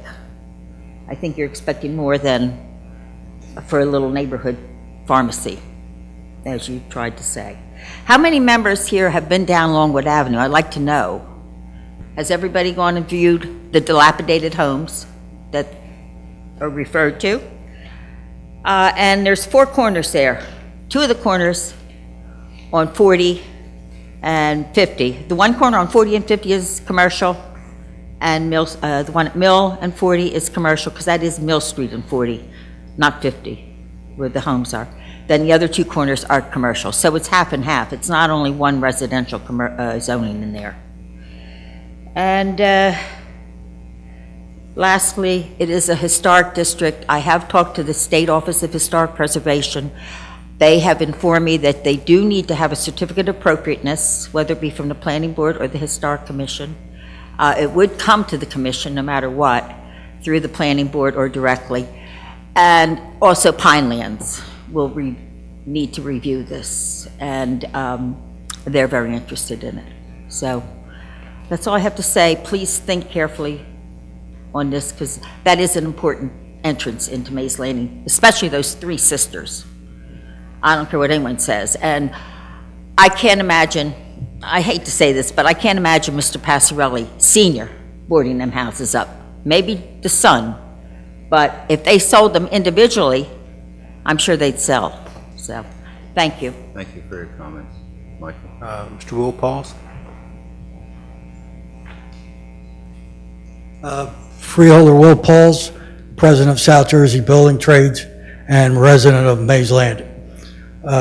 Just want to start off with Freeholder Pauls and Mayor then, Amy Gatto, and John, you were head of the mercantile license when I was first elected. And we took a walk through downtown Mays Landing. And we went through the courthouse. That was before we started remodeling. And we actually walked from one end to the other. And we looked at what had to be done with downtown Mays Landing. Now I ask you to go a little bit farther. You make a left-hand turn off of Main Street and you go up 40, and you're leaving town. You come up to the shopping centers, McDonald's, everything. On the right-hand side, you got all commercials, and then you come up to that corner. And I did go out to that corner. I've rode it 3 or 4 times with my wife looking at it. You know, that corner, to me, looks commercial. You know, when you look at CVS, the projects they have done in South Jersey, and I look at the one on West Jersey and English Creek, they did a fantastic job. You know, Steve Niemad's been in this county for 50 years. I've heard many of projects he brought in front of us in the county for planning. I listened to a lot of CVS's in front of the county. CVS has been a good business partner for Mays Landing for many years. I use it as my own pharmacist. You know, as president of Building Trades, we came here during the planning board, and we brought our members that live in Hamilton Township, and they all got up and spoke, and they spoke about this project, and they were in favor of it. As president of South Jersey Building Trades, we have the highest unemployment in New Jersey. You all know that. This is a good project for the residents of Mays Landing. It's a good project for this town. It brings economic development to this town. As a resident of this town and taxpayer, we look for this to keep our taxes down low. So tonight I come before you and I speak in favor of this project. Thank you very much. Thank you for your comments. Anyone else, Mike? Patricia Dewar?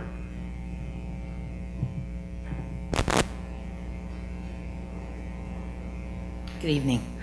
Patricia Dorr, 11th Avenue, Mays Landing.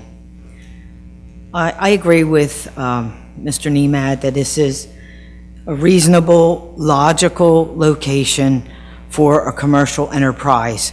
You've got the high traffic area that actually prevents those houses along Route 40 and Mill Street from having easy access for a single family group to get into those properties and out of them.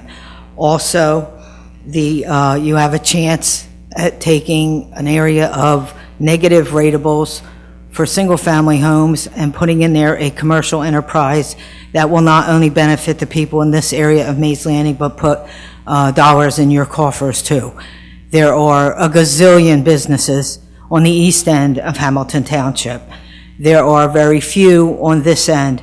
It's a thrill to not have to run all the way out to Walmart if you're coming from this west end of Hamilton Township to get a gallon of milk or a poster board for your kid's school project.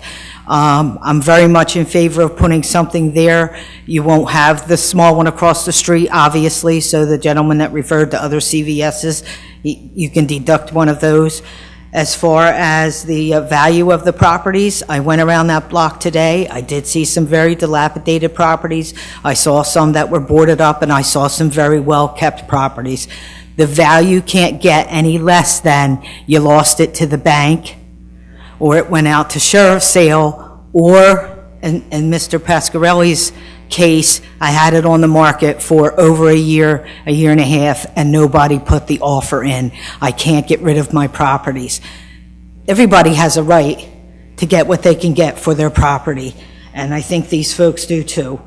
I also like to mention that as one of the hundreds of people in the area that have a mobility issue, I would be thrilled to see the CVS pharmacy with their drive-through prescription pickup so that you don't have to get in and get out of the car and go half a mile to the back of the store and pick up what you need. I also think, my opinion, that those folks that are on Longwood Avenue, if this project is put in, that you're gonna be happy to walk across the street and get diapers for your kid when they're out, or a gallon of milk too. I know it sounds like a big, huge change, but I think that it's a large value, a big value to everybody in the west end of the township.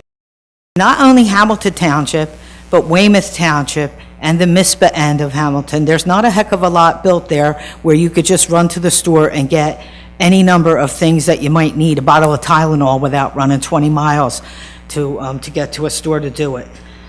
The other thing I'd like to mention is that CVS has been in its current location for as long as I can remember, and I grew up in Weymouth Township and Hamilton Township, so I've been here my whole life. I think it's great that they'd like to stay in that section. I think that there are a lot of people that would be grateful to have something in that area of the township, and I hope you approve the zoning change so that it can be done. Thank you for your comments. I didn't. Excuse me, he didn't know that he had to sign in. Let him, he's here. Come on down, sir. It's all right, don't apologize. I'm Rodney Gashard. I'm right on, Pop's over there, if that matters. But I'm right on right in the corner of Longwood Ave and Route 40. And I'm one of the houses that are, within the area where CVS is. And it's a great opportunity for me in order to get a chance to actually get out of there, to tell you the truth. I do like being there, but I do have a fear years from now when I need to move on, I won't be able to sell the house. I know the house was actually on the market for at least a year before I bought it, and the two houses next to me are actually empty right now. And a week or two ago, there was trash. The person moved out and put trash all over that road. So it really wasn't a good thing to look at. And investing in the house is right there on a high traffic area. You're not going to get the great return putting the money in. So putting $50,000 in your house when you might get maybe 20 back from that is not the ideal situation that I want to be in years from now. So there's a few people up here against it, a few people that were for it, but there's at least I guess 10 houses that are happy to be in the scenario if CVS does go through and go up. So I like that to be in consideration. As far as the traffic, I don't see it increasing because you can either come in on one end and you can leave on the other side. I'm not sure why that would increase traffic on the whole back end, if you guys want to look at that. So I'm not concerned about, I've heard that concern, it's a legitimate concern, but once you look at the plans, I feel like it takes care of that, of the way CVS lined it up. That's it, thank you. Thank you for your comment. Thank you. Sid? You have both had your turns. And in your case, you were here the last time as well, right? All right. It's the chair's prerogative, but you can limit it. You can eliminate it, or you can limit it in time. I don't shut people down. These are public meetings, and we only have meetings twice a month, and I never restricted anybody to 5 minutes like our predecessors did 9 years ago. I believe the public has a right to speak, just like everyone else. So if she put her hand Dan's up. first on the list, and Angel's next. I forgot to mention the fact that it wasn't just the residents in our area. I actually spent some time over the weekend and took a petition around down Main Street and over behind my block, and I did get about 65 signatures who were in opposition, and I think Mrs. Fetty also had a petition. So it's not just our street. I did forget to mention that. I apologize. But again, I wanted to reiterate, nobody's talking about wanting CVS to leave, but it's supposed to be new business in the redevelopment plan, and this is just simply relocating the business. In going around with the petition, I did get to talk to some people, and some people were wondering why CVS didn't offer to buy the shopping center that they were in currently. I don't know if that's an option for them, if they could. I know the 24-hour pharmacy or the drive-in pharmacy is a good idea, and I agree with that too, but it just seems to be where they want to put it is not a good idea. And somebody made a comment that you can make a left turn, like if you're coming out of the CVS onto Longwood, you go out to Route 40, you can't make a left turn there without taking your life in your own hands. I mean, the traffic is backed up. There's no way you can kind of creep yourself in there. If you're going to go right and head towards Vineland, you're okay. But if you're going to go left, you're not going to go that way. You're going to come down Longwood Avenue, and you're going to go back out to Route 40 that way.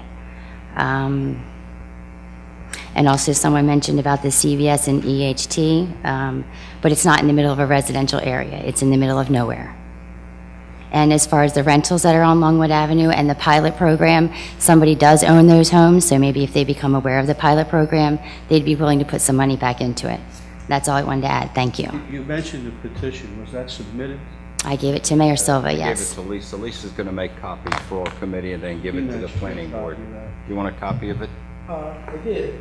Interestingly, Mayor, petitions are not admissible in the land use hearing. Whether it's a land use hearing. This is not a land use hearing. I understand, but. As long as you've got copies, I'm happy. Well, but just. I don't have a problem getting a copy of it. I'd like to see who's on it. There's a reason for that, because the people can't be here to hear what's I said. understand that, but this is not a land use hearing, right? I will direct you on the law as to what weight, if any, is to be given to that.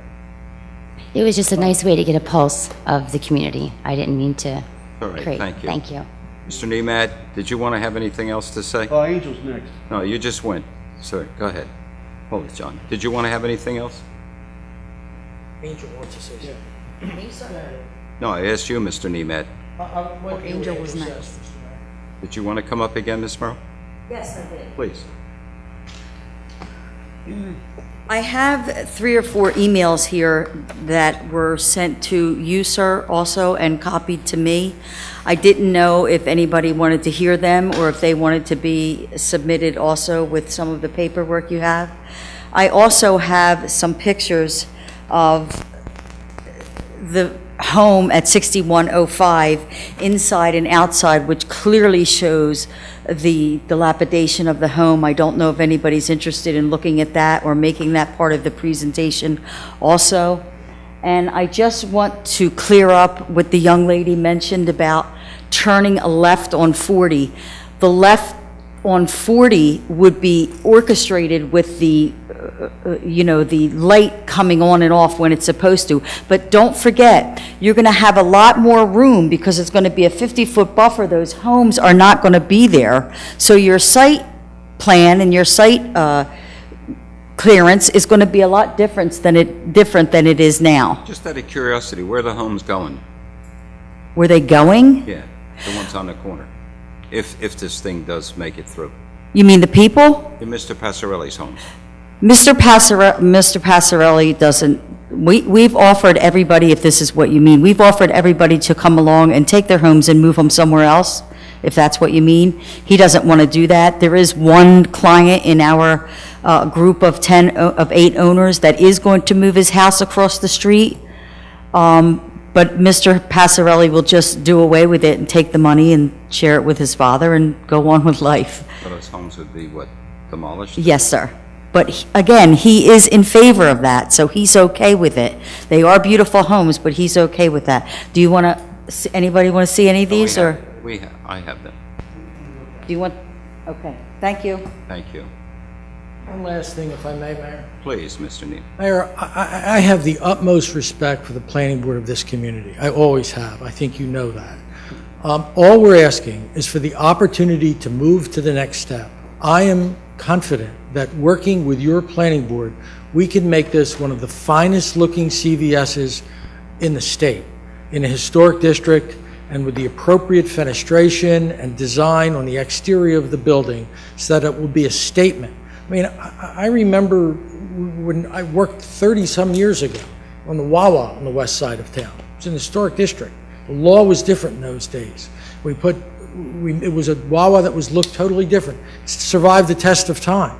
It's still there. It still has that was 1984 when we worked on that. Long time ago. This will be brought forward. We'll utilize historic fenestration and detailing and really make this one of the finest looking entries or gateways at that corner that you'll see on the west side of town. Just asking for the opportunity to go to the next step so that we can work with your planning board, which is one of the finest in. You understand how we feel about the master plan, don't you? Absolutely, Mayor.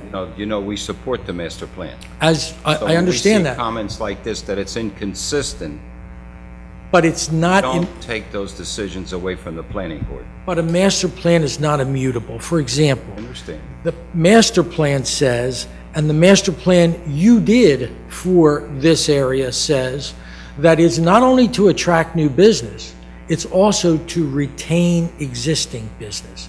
It's abundantly clear right in the neighborhood plan for this redevelopment plan for the historic district. So it's not merely to attract new businesses, it's also to retain existing businesses. The narrative is very clear, right in the document that was adopted at the end of last year.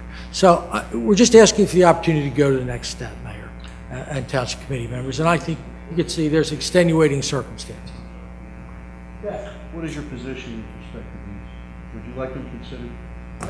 If you're going to consider the petition, consider these two and give them what weight is appropriate to them. I think it's, since people are not here, I submit it's little weight. Mr. Mayor, if I can, I just have a couple questions. So I think I have a question for you, Mr. Nevad, and then I think my second question goes to one of the lawyers. I don't know which one, but my first question is, one of the other rumors, or I think things that we've heard a lot is, did CVS try to buy the old hardware store and consider that corner? Because that corner too is dilapidated. Understanding that you want to be on that Route 40 corridor there. I think another question was around the property that John had mentioned earlier. I think there was question around, did CVS consider trying to buy Tunney's property where they are now and kind of building onto that? So I think the bigger question is, did CVS exhaust all other possible options in that area to be able to double their size and stay in Mays Landing on that Route 40 corridor before going to this option? I understand. So that's one that I've heard out there. I'm going to let either Mr. Stein or Mr. Stein, if you would. Maybe we'll share it. Do you swear that any testimony you will give this body will be the truth, the whole truth, and nothing but the truth? I do. Your full name and your affiliation with the applicant. Albert Stein, managing member of Feinberg and McBurney Realty Development. Excuse me. We are preferred developers for CVS Pharmacy in the southern half of New Jersey. We've developed approximately 30 CVSs in the area.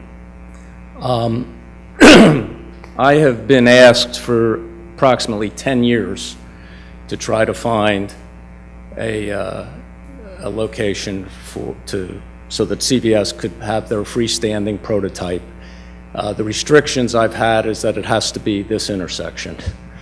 It's not the easiest task. I did work for a number of years on the corner that you're referring to, where the karate, hardware, bowling alley, that area, that property, what I would need there covers 3 different zones, and the impression I got is, I forget the name of this, is that Kamak? Well, no, the name of the street, Kamak Street, has a full has residential all the way down to Harding Highway. It brought in the additional element of residential being directly across from it, and I was led to believe that that would be a most difficult application in addition to the 3 zones. And I'm telling you, we spent years trying to do that, trying to get all the property owners on board, one of whom proved extremely difficult. It was also the only property that was for sale when I started, but be that as it may. The other, directly across the street, there's a wetlands issue behind the few houses on the other side of Harding. The other side, well, Longwood doesn't matter, it's not at a traffic light, but that's wetlands. And what else? Well, then the McDonald's and the gas station. Well, that. Yeah, where you are now, the shopping center and that property. I don't know. This was not for sale. At this point in time, he may be trying to sell the whole conglomerate, but at that time, up until last week, to our knowledge, it's never been for sale, so the opportunity has never presented itself. The prototype that the directive I get is a 4-way traffic lighted intersection. Now, are there exceptions? Yeah, you can all point to exceptions, but that's the goal, and that was the directive I got, and this seemed like an opportunity. Okay. Thank you. The other, I guess the next question I have. Go ahead. I'm sorry, go ahead. Or were you gonna? You're good. Go. Okay. The next question I have is just in terms of process. So, you know, we're being asked to consider, I guess, drafting an ordinance amendment at some point, introducing it, having a public hearing, and making a decision on that, which would change the R9 zoning to general commercial. I guess it would be helpful, number one, to confirm that that is kind of what's on the table here. And number two, what would happen if an ordinance amendment was passed and so they were granted general commercial? What would happen from the planning process for CVS? And I guess the process with the homes and everything like that. And then what would happen if the amendment was considered and defeated? That's my process question. Well, first of all, the process here tonight is that we have amended the agenda by resolution of the board to allow for the public early comment to occur later in the evening, and that has occurred. So that is now closed. The record with respect to that is closed. Mr. Nemad and his client have had the opportunity to present what they wanted to present. So it's appropriate for you to now engage in discussions with respect to what you heard. Everybody was given an opportunity to be heard in the public. You were very flexible in allowing those to be heard that didn't sign up. Everybody that did sign up was here from the beginning, stayed here, had an opportunity. So the discussion that was requested is complete. Now, first thing you said, what's the process from here? You cannot take any official action this evening because there are notice provisions that go into introduction and adoption of this kind of ordinance. Section 62 of the Land Use Act is very specific with respect to that. Secondly, you are accurate in your description of what is being asked for by the group that are here before you. They're asking you to consider rezoning these specific properties. They're asking you that in light of the fact that the planning board has sent you a document from its secretary saying they believe, in their opinion, after it was referred to them by you, which has to be done by state law, that is not consistent with the master plan. Well, there is a procedure where you can override the planning board, and it requires a majority of the full board authorized, setting forth specific reasons from deviating from the land use and housing plan element, and the records for it have to be placed specifically in the minutes. It's a higher burden of proof, for want of a better statement. But it does exist in the law. So if any three of you are in favor of going forward with respect to any action, whether it is to analyze what the planning board is doing through its subcommittee and ultimately reports back to the planning board, and John's on that committee, putting it on hold until that happens is one possibility. Another possibility is to grant the relief being sought and move forward with drafting or review from Phil's perspective, or perhaps Steve's or others. So you could say, yes, we're initially inclined to go forward with this. What's the next step? And I will tell you. You could say, we're going to wait until we hear from the planning board, and then we'll go. That's fine, too. Or you can say, no. You can say that we don't believe this area should be rezoned, and we're not going to go any further. And I think they're the only options that are open to you. You have been fair, in my humble opinion, in your presentation to allow the folks to be heard, to allow the applicant to be heard. I was asked whether or not they had the right to come here, and the answer is maybe yes, maybe no, but I advise you to allow them to come here, because that's what we do. So I guess preliminarily you must decide whether it's a dead issue or whether you take it to the next level. And whatever you decide will require a vote of three of you.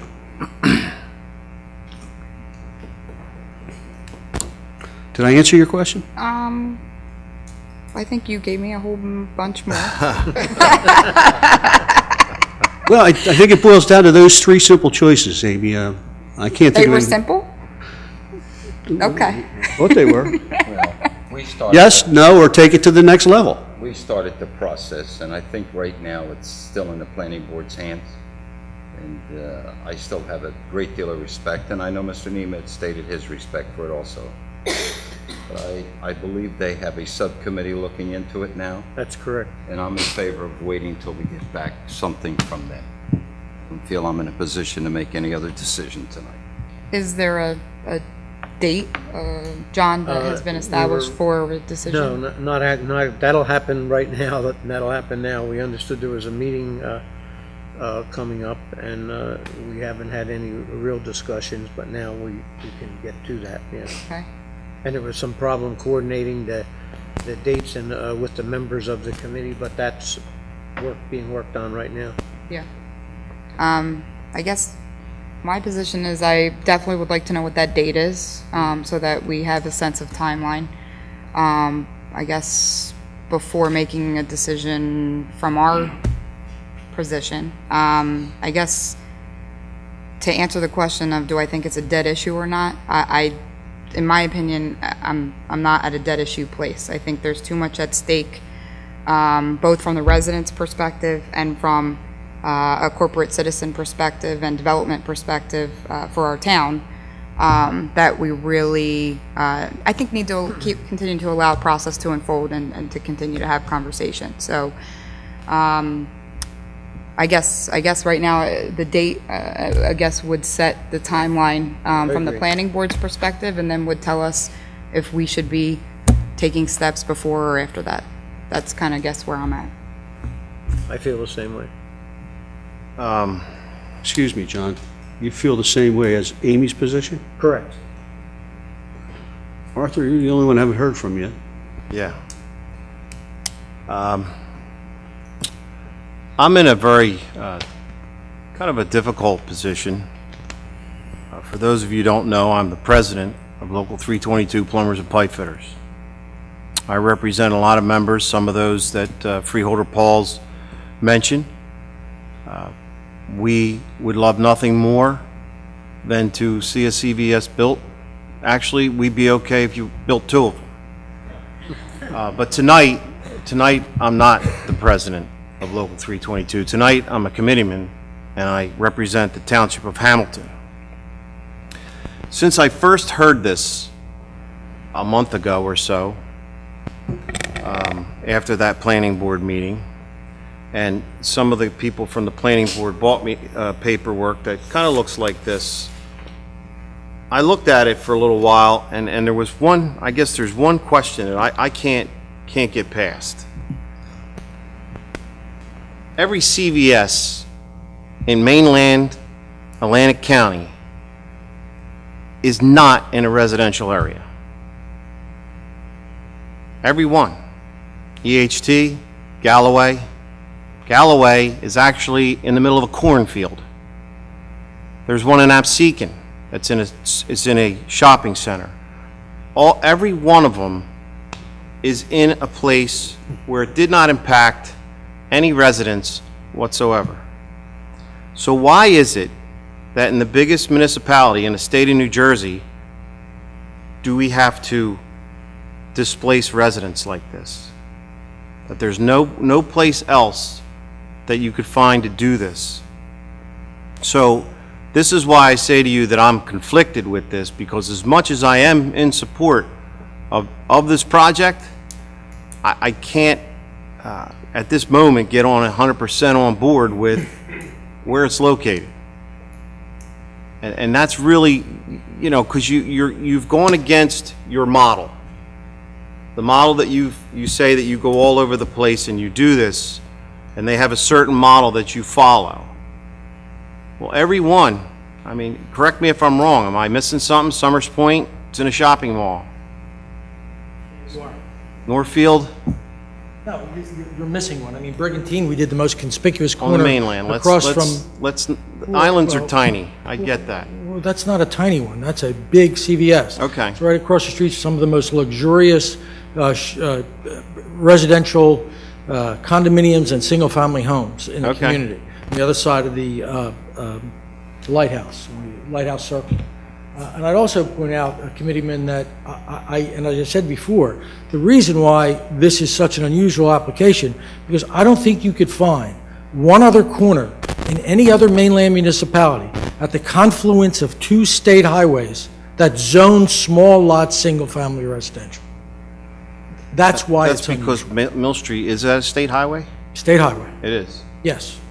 It's the corner of 2 state highways. But if you look at most historic districts and some of the towns that I lived in New Jersey that were very historic, the streets were narrow, the homes were on small lots and never close to the road.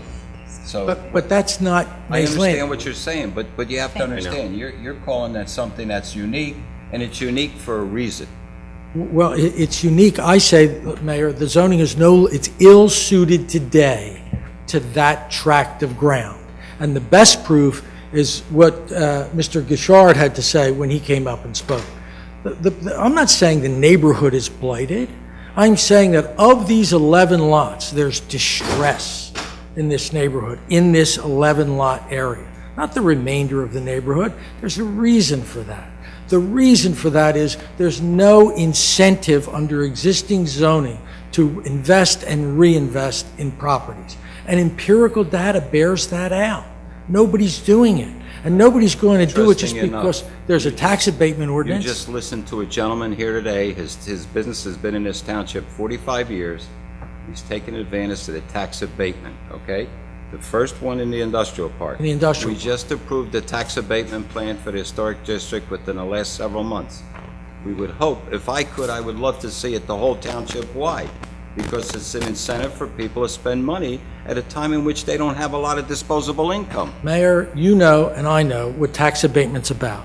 It's about abating the taxes and lowering the taxes on the improvements to real We know estate. that. Additions, not new bathrooms, not new roofs, not painting, that doesn't affect assessable Yeah, but value. most of those homes do need a lot of the work that we're talking about. You just Tremendous. go down Hudson Street and go down some of them, and you'll see it. I'm just trying to answer Committeeman's question. No, but I understand where and you're that's- coming from. I don't want to be argumentative. Well, we're I not argumentative, because, Respect look, everybody on this dais very Neighborhoods much. are I made always up will. of people. Towns are made up of people. That's the core of our communities.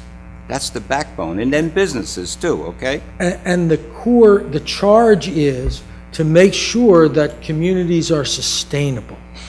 Right now, Who's been preaching that more than we haven't over the years? Sustainability. right now, Mayor, that zoning is not sustaining these 11 properties. And it's not because one person's a bad person, it's because there's no incentive to invest and reinvest in those properties. Thank you very much. Thank you. Thanks. So, Is there any other discussion Can from I- Diaz? when I You have finish? finished, Art? Thanks. Go ahead. I just want to finish or to close with that I'm in favor of Deputy Mayor Gatto's opinion on this and stance on this, and I think that we need to let the planning board look at it a little, at least the committee look at it and get back to us, and hopefully in a timely fashion. Right. Because this, we don't need to delay this in any way. You know, I'm all for the progress and build businesses coming and doing better in this township. It's what we're here for, but we also need to vet this through. So what exactly, One question, Mayor. Could we have some idea so I could go back to CVS and tell them what the time parameters are? We were trying to find out from Thank John and the Bill? planning board. I believe this coming meeting, we have something there. Is that correct? When is the next planning board meeting? Let's Next establish. planning board meeting is next Thursday. Next Thursday, yeah. 16th. And then as far as the subcommittee, That's what I meant. yeah, what we'll do is, with your permission, I'll reach out to the subcommittee and Move it up as get a quickly as we timeline from can. them. I would, and if you want to set an outside parameter, well, them, we can make a recommendation, but it's up to the chair of the planning board to direct the subcommittee. Yeah. Sure. I think the request from committee, and I don't know, as the liaison, John, if you would just take it to the next Absolutely. meeting, is Yeah. we need a date. Okay.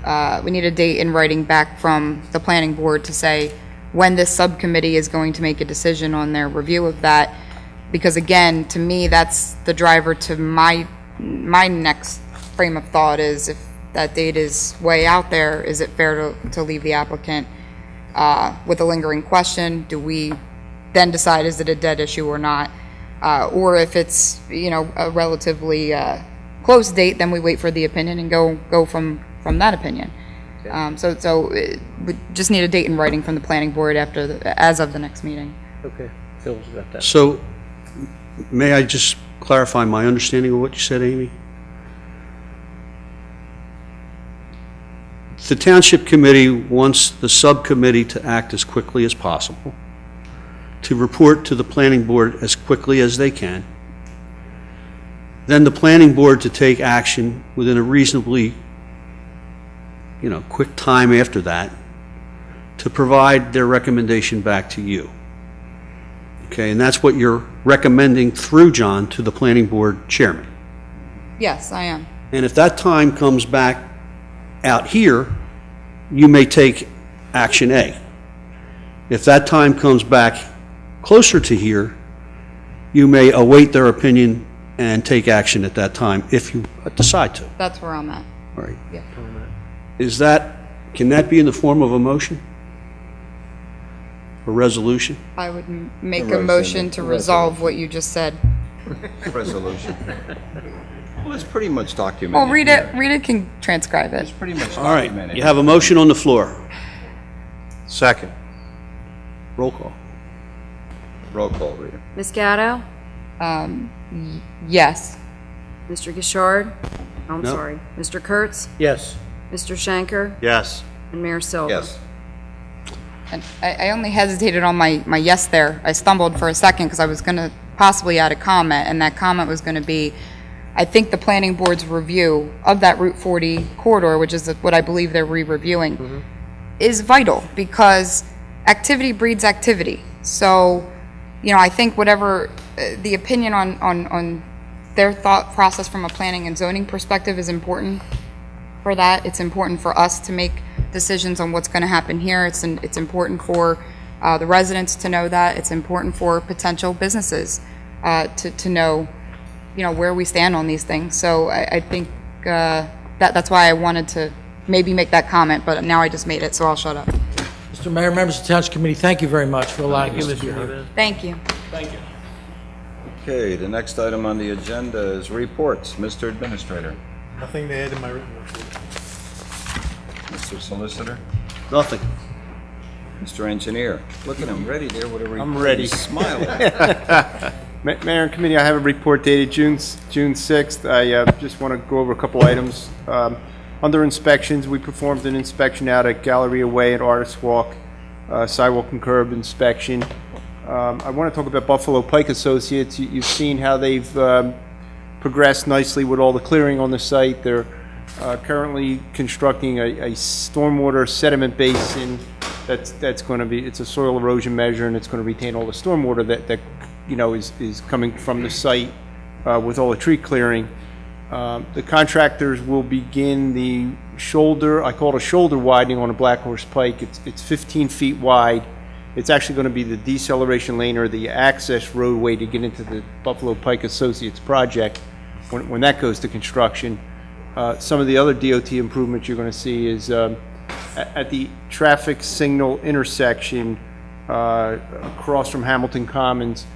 They're actually going to widen and place another driveway exiting Hamilton Commons that'll serve as the access driveway into Buffalo Pike Associates. And there's also going to be a left turn lane on the Black Horse Pike traveling westbound. So that roadway widening is about to begin. Of most interest to me is the connector road, the connector road between Volunteer Way and the Wrangleboro intersection.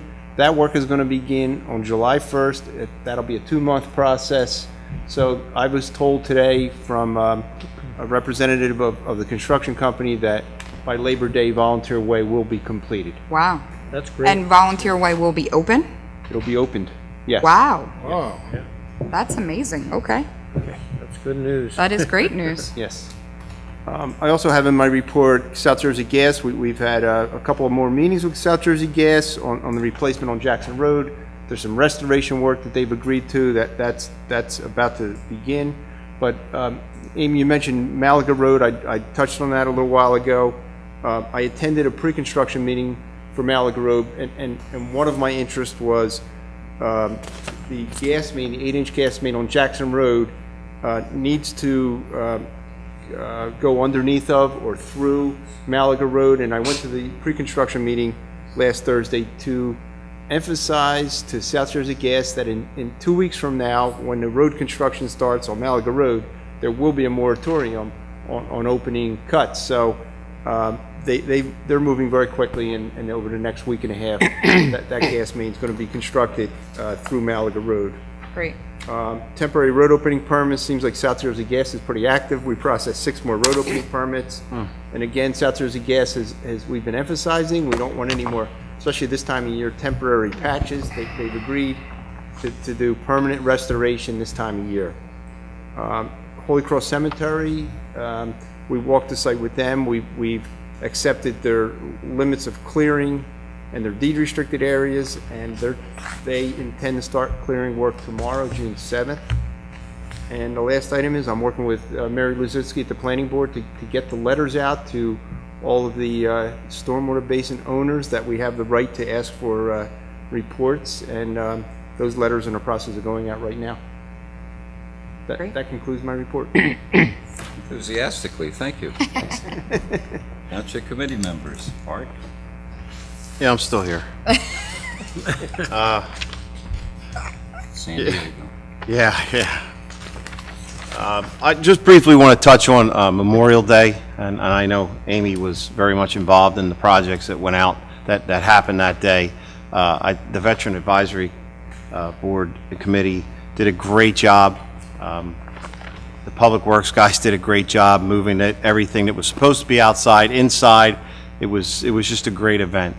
But it was capped off by the revealing of the Wall of Honor in the name of Joe Nichols. And I think just looking at it and thinking about it for a couple days now, knowing Joe the way I knew him, because Joe was in the construction business too, is that he wouldn't have been real happy about the fuss made about him, but he would have been really, really happy with the fuss that was made about the veterans that are on that wall. So I think, though he might have been a little cranky about having his name up there, I think that overall he would have really loved to see that, and he couldn't have been honored in any better way. And the young man that did it, our Eagle Scout, one of our Eagle Scouts in town, really did a great job, put it together, and got it done. And it was made Memorial Day a little bit more special for me. So I want to thank Amy and everyone involved for making that happen. It was very nice.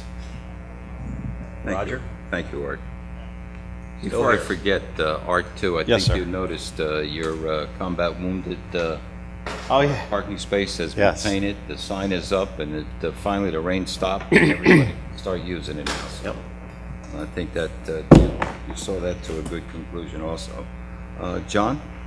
Yeah, I'd just like to say I had an opportunity with the mayor to do a little walk on Main Street this morning, and we talked to a few people. It's good to see the gym is going to apparently have a soft opening, Mike Colazzo at the gym this Friday, with something better planned later, which is great to see. Also, we were able to talk to the construction workers in the old cafe, and they've indicated that absolutely, we put it to rest, that it's going to be a Domino's with a sit-down restaurant. That's part of their new plan all over the country, apparently. So that's welcomed, and they're actually gutting out that whole building, kitchen, everything. It's going to be it's empty. They're starting with a shell.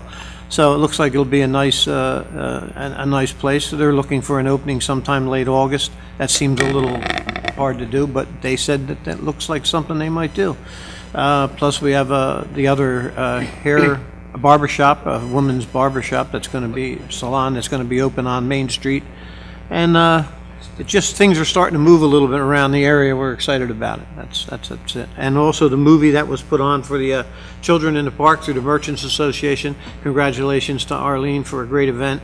There was well over 100 kids and family there, and that's really really nice. It's been growing more and more, so we're excited about them at the Merchants Association adding some extra movies on this summer, and we think that's a great project.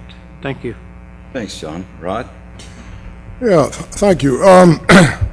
Just want to mention, maybe it's the art surprise, but I was very much involved in the veterans' activities also. And as we usually do, we had 3 events planned. When we found out it was going to rain, we had to rapidly make changes and call a lot of people. But as Art mentioned, it turned out to be a very good affair. We had this place jam-packed. I don't think there have ever been more people in here, but it went very well. And I certainly want to thank everybody involved in that. The Senior Advisory Committee had another very good meeting.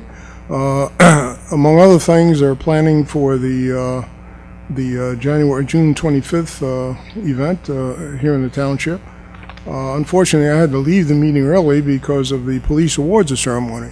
I don't know how many people had a chance to attend that ceremony, but it was really, it really made you proud to see how the police in our community have been performing.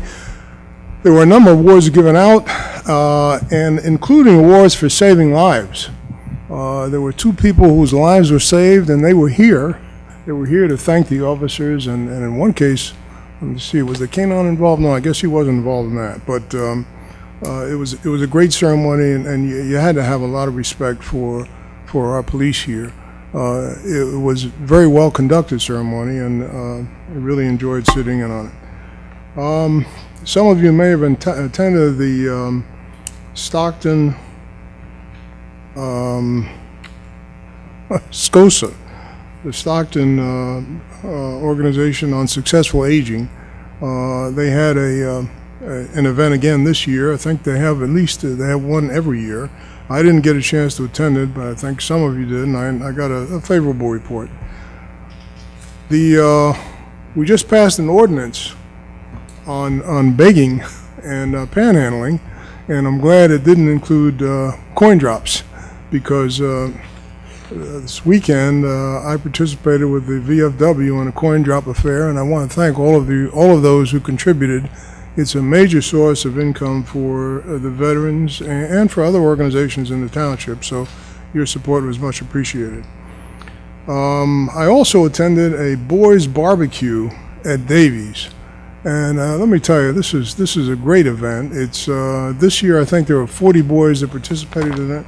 The intent is to, you had male leaders, or primarily male leaders, in the community, to give presentations, to talk to the boys, to encourage them, to talk to them about the things they have overcome, and then to build confidence. In fact, we even had our police. We had one of our policemen here who participated in the trust building exercises. It was a great event. It went just about the whole day over at Davies, and yeah, I was proud to attend that. I attended the South Jersey Transportation Planning Organization Citizens Advisory Committee, and among other things that we looked at and talked about is the South Jersey Transportation Plan for the area. Now, I think I mentioned last time that of the $1 billion+ that's spent, at least federal funds that are spent in New Jersey, with 4 counties that cover a very large, we only get, I think I said before, 4.7. We did some more analysis. It's actually 5.4% of the total budget. There are a number of things that we're going to be working on. I certainly think one of them is going to try to get a bigger piece of the pie. Myself and the mayor, and he's probably going to mention it, attended a Recovery Center of America that is opening up on Atlantic Avenue. They work with recovering addicts and others. They have 53 beds. The facility is very well, at least I thought it was very well appointed. It's privately funded, and they're looking to expand in the future. I was impressed with the staff, and I think it's definitely needed in our community. So it's good to have them there, and sure we'll hear more about it. I attended a Legacy bike ride. In fact, I participated in the Stockton College annual Legacy bike ride, some 63 miles. I don't know whether, probably nobody here participated in it, but it was a very nice event, and it raised money, and enjoyed it. That's about all I have. Thank you. Thank you, appreciate it. Amy? Thanks. Just to clarify, Mr. Bouchard, you said we passed an ordinance for panhandling. We Well, you're right. agreed Yes. to Yes. allow for it to That's- be that's right. introduced. I just Yes. want to clarify.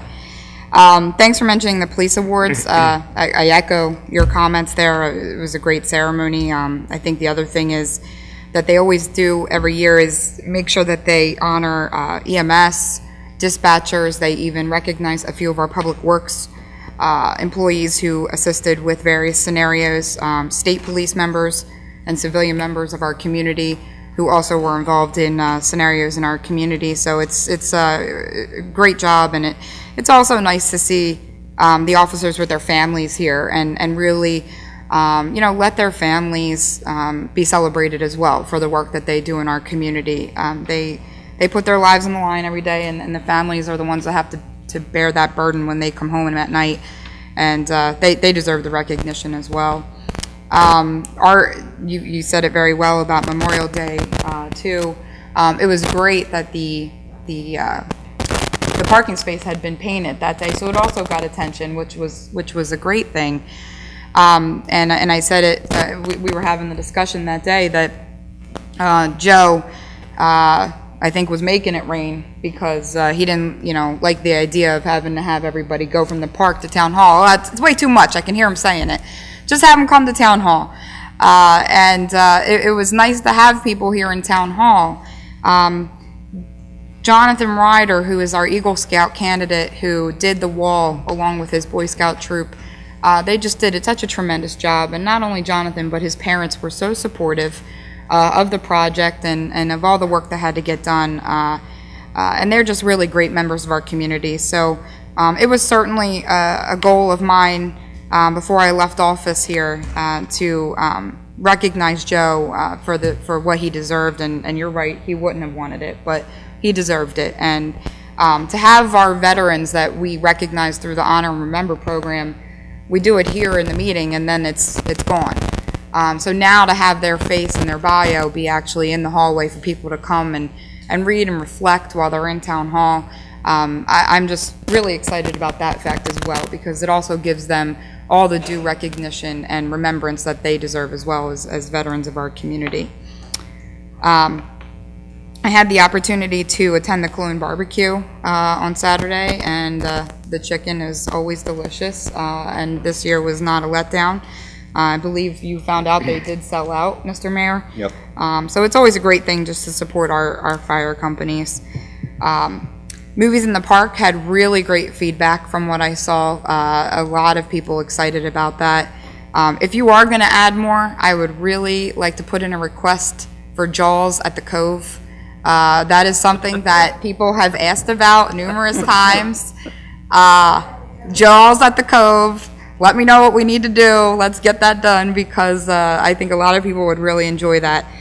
Seaside Heights is doing it July 4th weekend, and that I think is what triggered some people to ask about it. So consider that. Couple of announcements. June 16th, the Cove is opening. Speaking of the Cove, they're opening for their season. We have these wonderful flyers that I'm going to assume, Lisa, did you make these? Of course, Lisa Extraordinaire back there made these beautiful flyers. It gives information with regard to purchasing the pass, why you need passes, the hours of operation, and all the rules and things that you need to know about if you're going to go to the Cove. So take a look for that. I'm going to assume we're going to put it on our website somewhere because it's so pretty. But the Cove will be open as of June 16th through September 5th.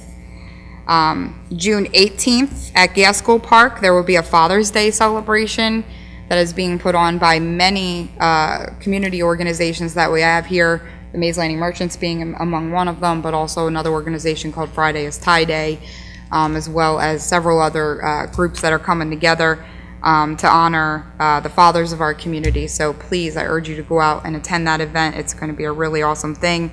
They're honoring members of our community, as well as bringing in guests from outside of our community. I believe Beyonce's dad is actually coming, for anybody who's excited about that. So it's really, really cool event.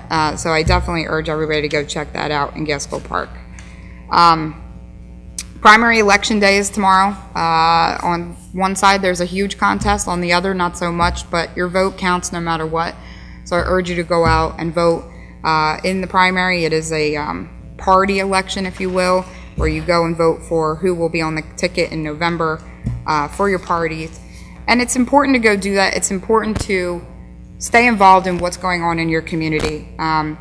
You know, you heard Leanne mention tonight in her comments that through the CVS process, they learned of the historic redevelopment neighborhood plan that we passed and the abatement for the historic area. You know, we put that out there. We advertised it numerous times. And getting people to hear what's going on when it maybe isn't necessarily in their backyard but could have an impact to them, it's very hard. It's something that we struggle with. And that's why, you know, we're trying to do the digital message boards and all across the township so that we can try to communicate with our residents in many ways. We have our website. We have TV. We have our Facebook page. You know, we try to communicate in as many ways as possible, but at some point people need to pay attention as well. It baffled me to hear that somebody who attended our Memorial Day ceremony didn't know we had a town hall. It was their first time at town hall, and they didn't know that we had a town hall. I mean, that just throws me for a loop. So I really urge people, I know everybody's lives are busy, and I sure do my best to try to get the information out to people who I think will be concerned about various issues and to talk to people about issues. But at some point, you got to pay attention. It's the same thing we deal with speeding issues all over this township. At some point, you got to slow down. You got to have that personal accountability. So I urge you, voting is part of that, to go out and vote tomorrow, and stay tuned for all the great work that we are doing here, because we are trying to attract business. We are trying to offer tax incentive for people to do things in this community. And we are trying to sustain a budget. So I just went on a little bit of a soapbox there, I'm sorry, but I just think people need to watch the good that is happening here and take advantage of these things that we're doing. And that's it.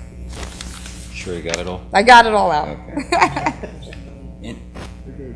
You have more? A quick Go ahead. And I'm sorry, I forgot to mention, the green team met, and there are a number of wonderful things they're doing, but there's something I want to make sure people are aware of, and that's the farm market. They're trying to have a farm market. It'll be over at Gaskell Park. They're looking to have 4 sort of trial sessions beginning in August, and we need people. We're trying to come up with an idea for it or a name for it, and we'd like to have participants. And I think there is interest there, and I think there are people out there interested, so we just want to make sure that you're aware of it.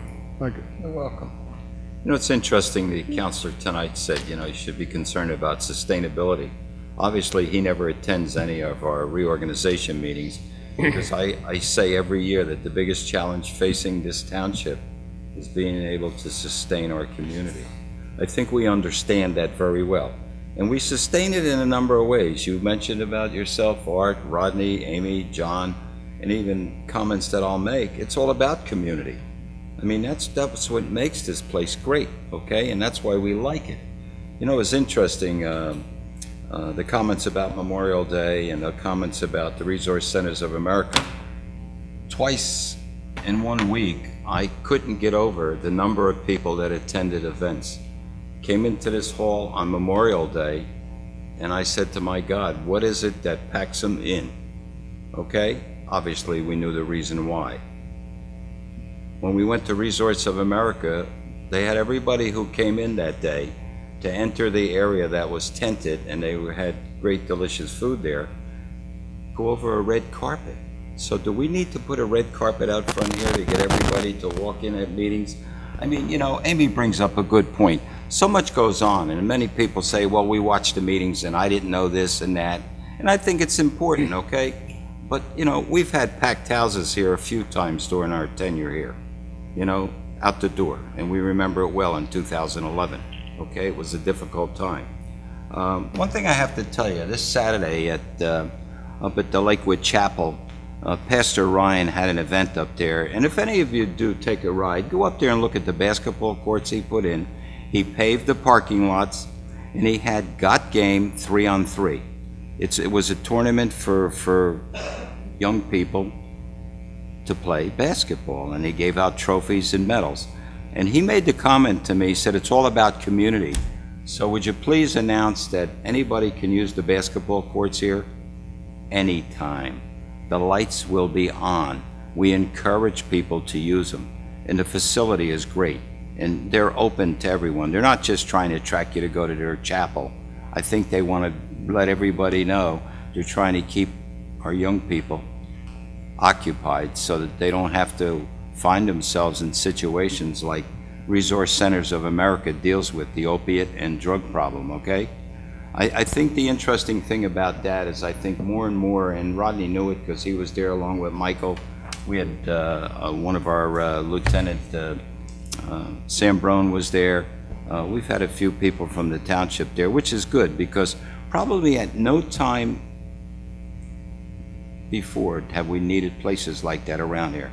We're all aware of how bad the opiate and drug problem is. And I think everyone has to get involved and understand what the problem and why it was created and how we deal about it. We don't deal with it by being ostriches and keeping our head in the sand. We have to be open, we have to communicate. And talking about that, I'll dovetail in. I attended, and Amy was there too, at Victoria Crossing yesterday. They had a community carnival, and it was put on by Spread the Love Foundation. And it was a way in which to get their community to understand that we want to keep our youth involved. We want to keep them understanding that they do have a place to go. They also put together a choir of all of the young kids there.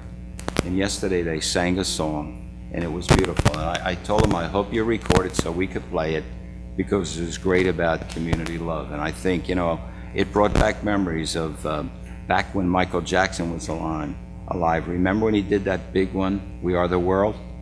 Yes. Remember? What a beautiful, beautiful, beautiful Yeah, song. many others. And many others, right. You're actually right. The other good thing about it was yesterday also, I was over at Oakcrest, not the high school, the neighborhood. And they put on a feed for the neighborhoods. Actually, one of the temples in Atlantic City feeds people. And they're trying to reach out more to people who may have a need, to let them know that people care about them and will feed them. And I think it's great that you have more and more people understanding need today, and they're trying to address those needs. So when you look at all these things going on, whether it's Art and his quest to get the designation for the combat wounded, the wall here of honor, which every time I walk by, I have to stop and read another plaque. I mean, it's just probably and I've seen a lot of scout projects. This one ranks pretty high up there in my estimation with them. When you think about what's coming to our community, and whether or not CVS gets here or not, the issue is people want to be in this community. They know there's a place here for them. And there's also, and I agree too with you, Cheryl, people forget the role, and I talked about it on Memorial Day, that our military had in the development of this country, okay? In the same way, all these historic homes, the role they have in the building of our communities, okay? There's a lot of history there, and how many times do they rebuild these barns and places and put them back together? I think a lot of those homes with the right people can be rejuvenated, okay? I mean, I've seen renovations done. I mean, the home I live in, obviously it's not 100 years old, but it was built in 1927. And they did enlarge it, the whole footprint, and it's neighborhood, okay? And that's what's nice about it. The other thing is recognizing our police, as they mentioned tonight. I was so impressed that night because one of the women who they saved their life, they found her on the pavement over at the Wawa over next to Short Toyota. They got the call, and when they got there, after putting the AED on her and reviving her, they saved her life. Well, she was in the audience, and she came down to those policemen and presented each one of them with a bouquet of roses. I think it was such a touching thing, wasn't it? Mm-hmm. I was crying. It was. Doesn't take much. And I think when you sit through that, you understand that our men and women on our police force do so much for this community. And, it's a time, once a year, they recognize them. And I think it's nice that they put on this type of ceremony. And I'm sorry we didn't televise it so people could see it. I mean, videotape it. But it's real important. Look, there's so much going on in this community, and I think we're at the point now where a lot of it is out there and it's coming together. We see a lot of things happening with the highway, where the retail center is. We see things coming to the center of town. I mean, the fact that someone like Mike Palazzo made a big investment there because he believes in the center of our town. The fact that Domino's Pizza is coming there. I mean, the fact that there's other properties, and there are other people that Phil and I spoke to that are interested in bringing bigger businesses to our community. And I think if they do hit, it'll just go on to show you that this is the place to live. And that's why we like this township so much. With that, I'll open it up to the public. Jim? While Jim's walking up, the work Mike has done to the new Anytime Fitness on Main Street is incredible. It is. As soon as he opens his doors, I urge everybody to go check it out because it's awesome. Absolutely. John and I walked through the whole place today. I have nothing against CVS, but a business like that does not belong in a historic district, and I wish it would become a dead issue. Jim, everyone is entitled to their opinions. I Yes, think that's we see correct. that tonight, okay? That's correct. And I think the important thing is to let a lot of it air. To let it air. Okay? Thank you. Because I don't want to see those 11 families displaced. I understand. Thank you. Appreciate it. Anybody else in the public? John?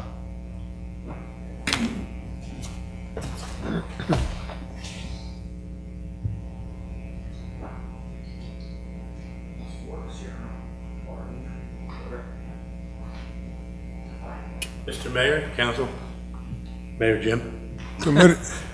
Mayor?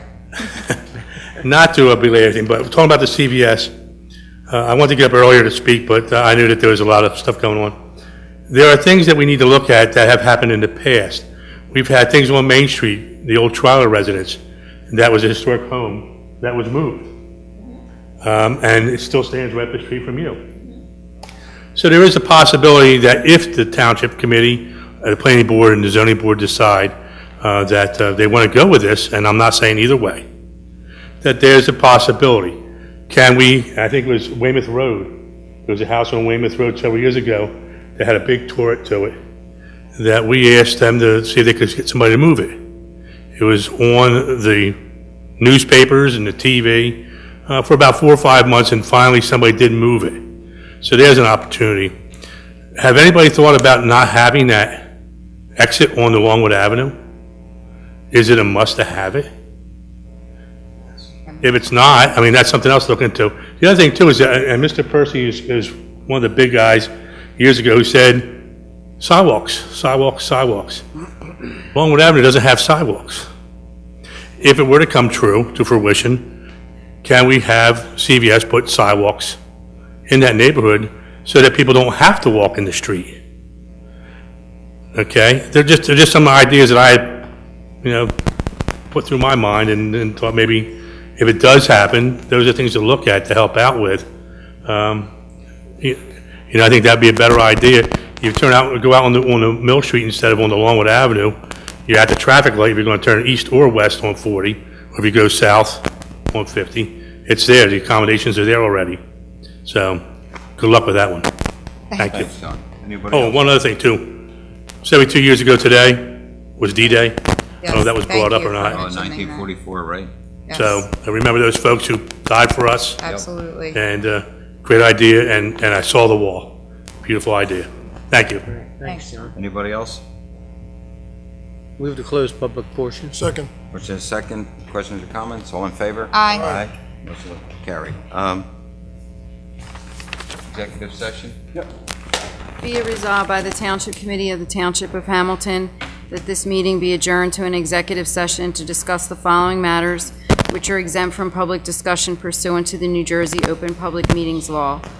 1, litigation, potential settlement, Timber Glen litigation. 2, attorney-client privilege, awarding or rejecting fleet maintenance and management service bids.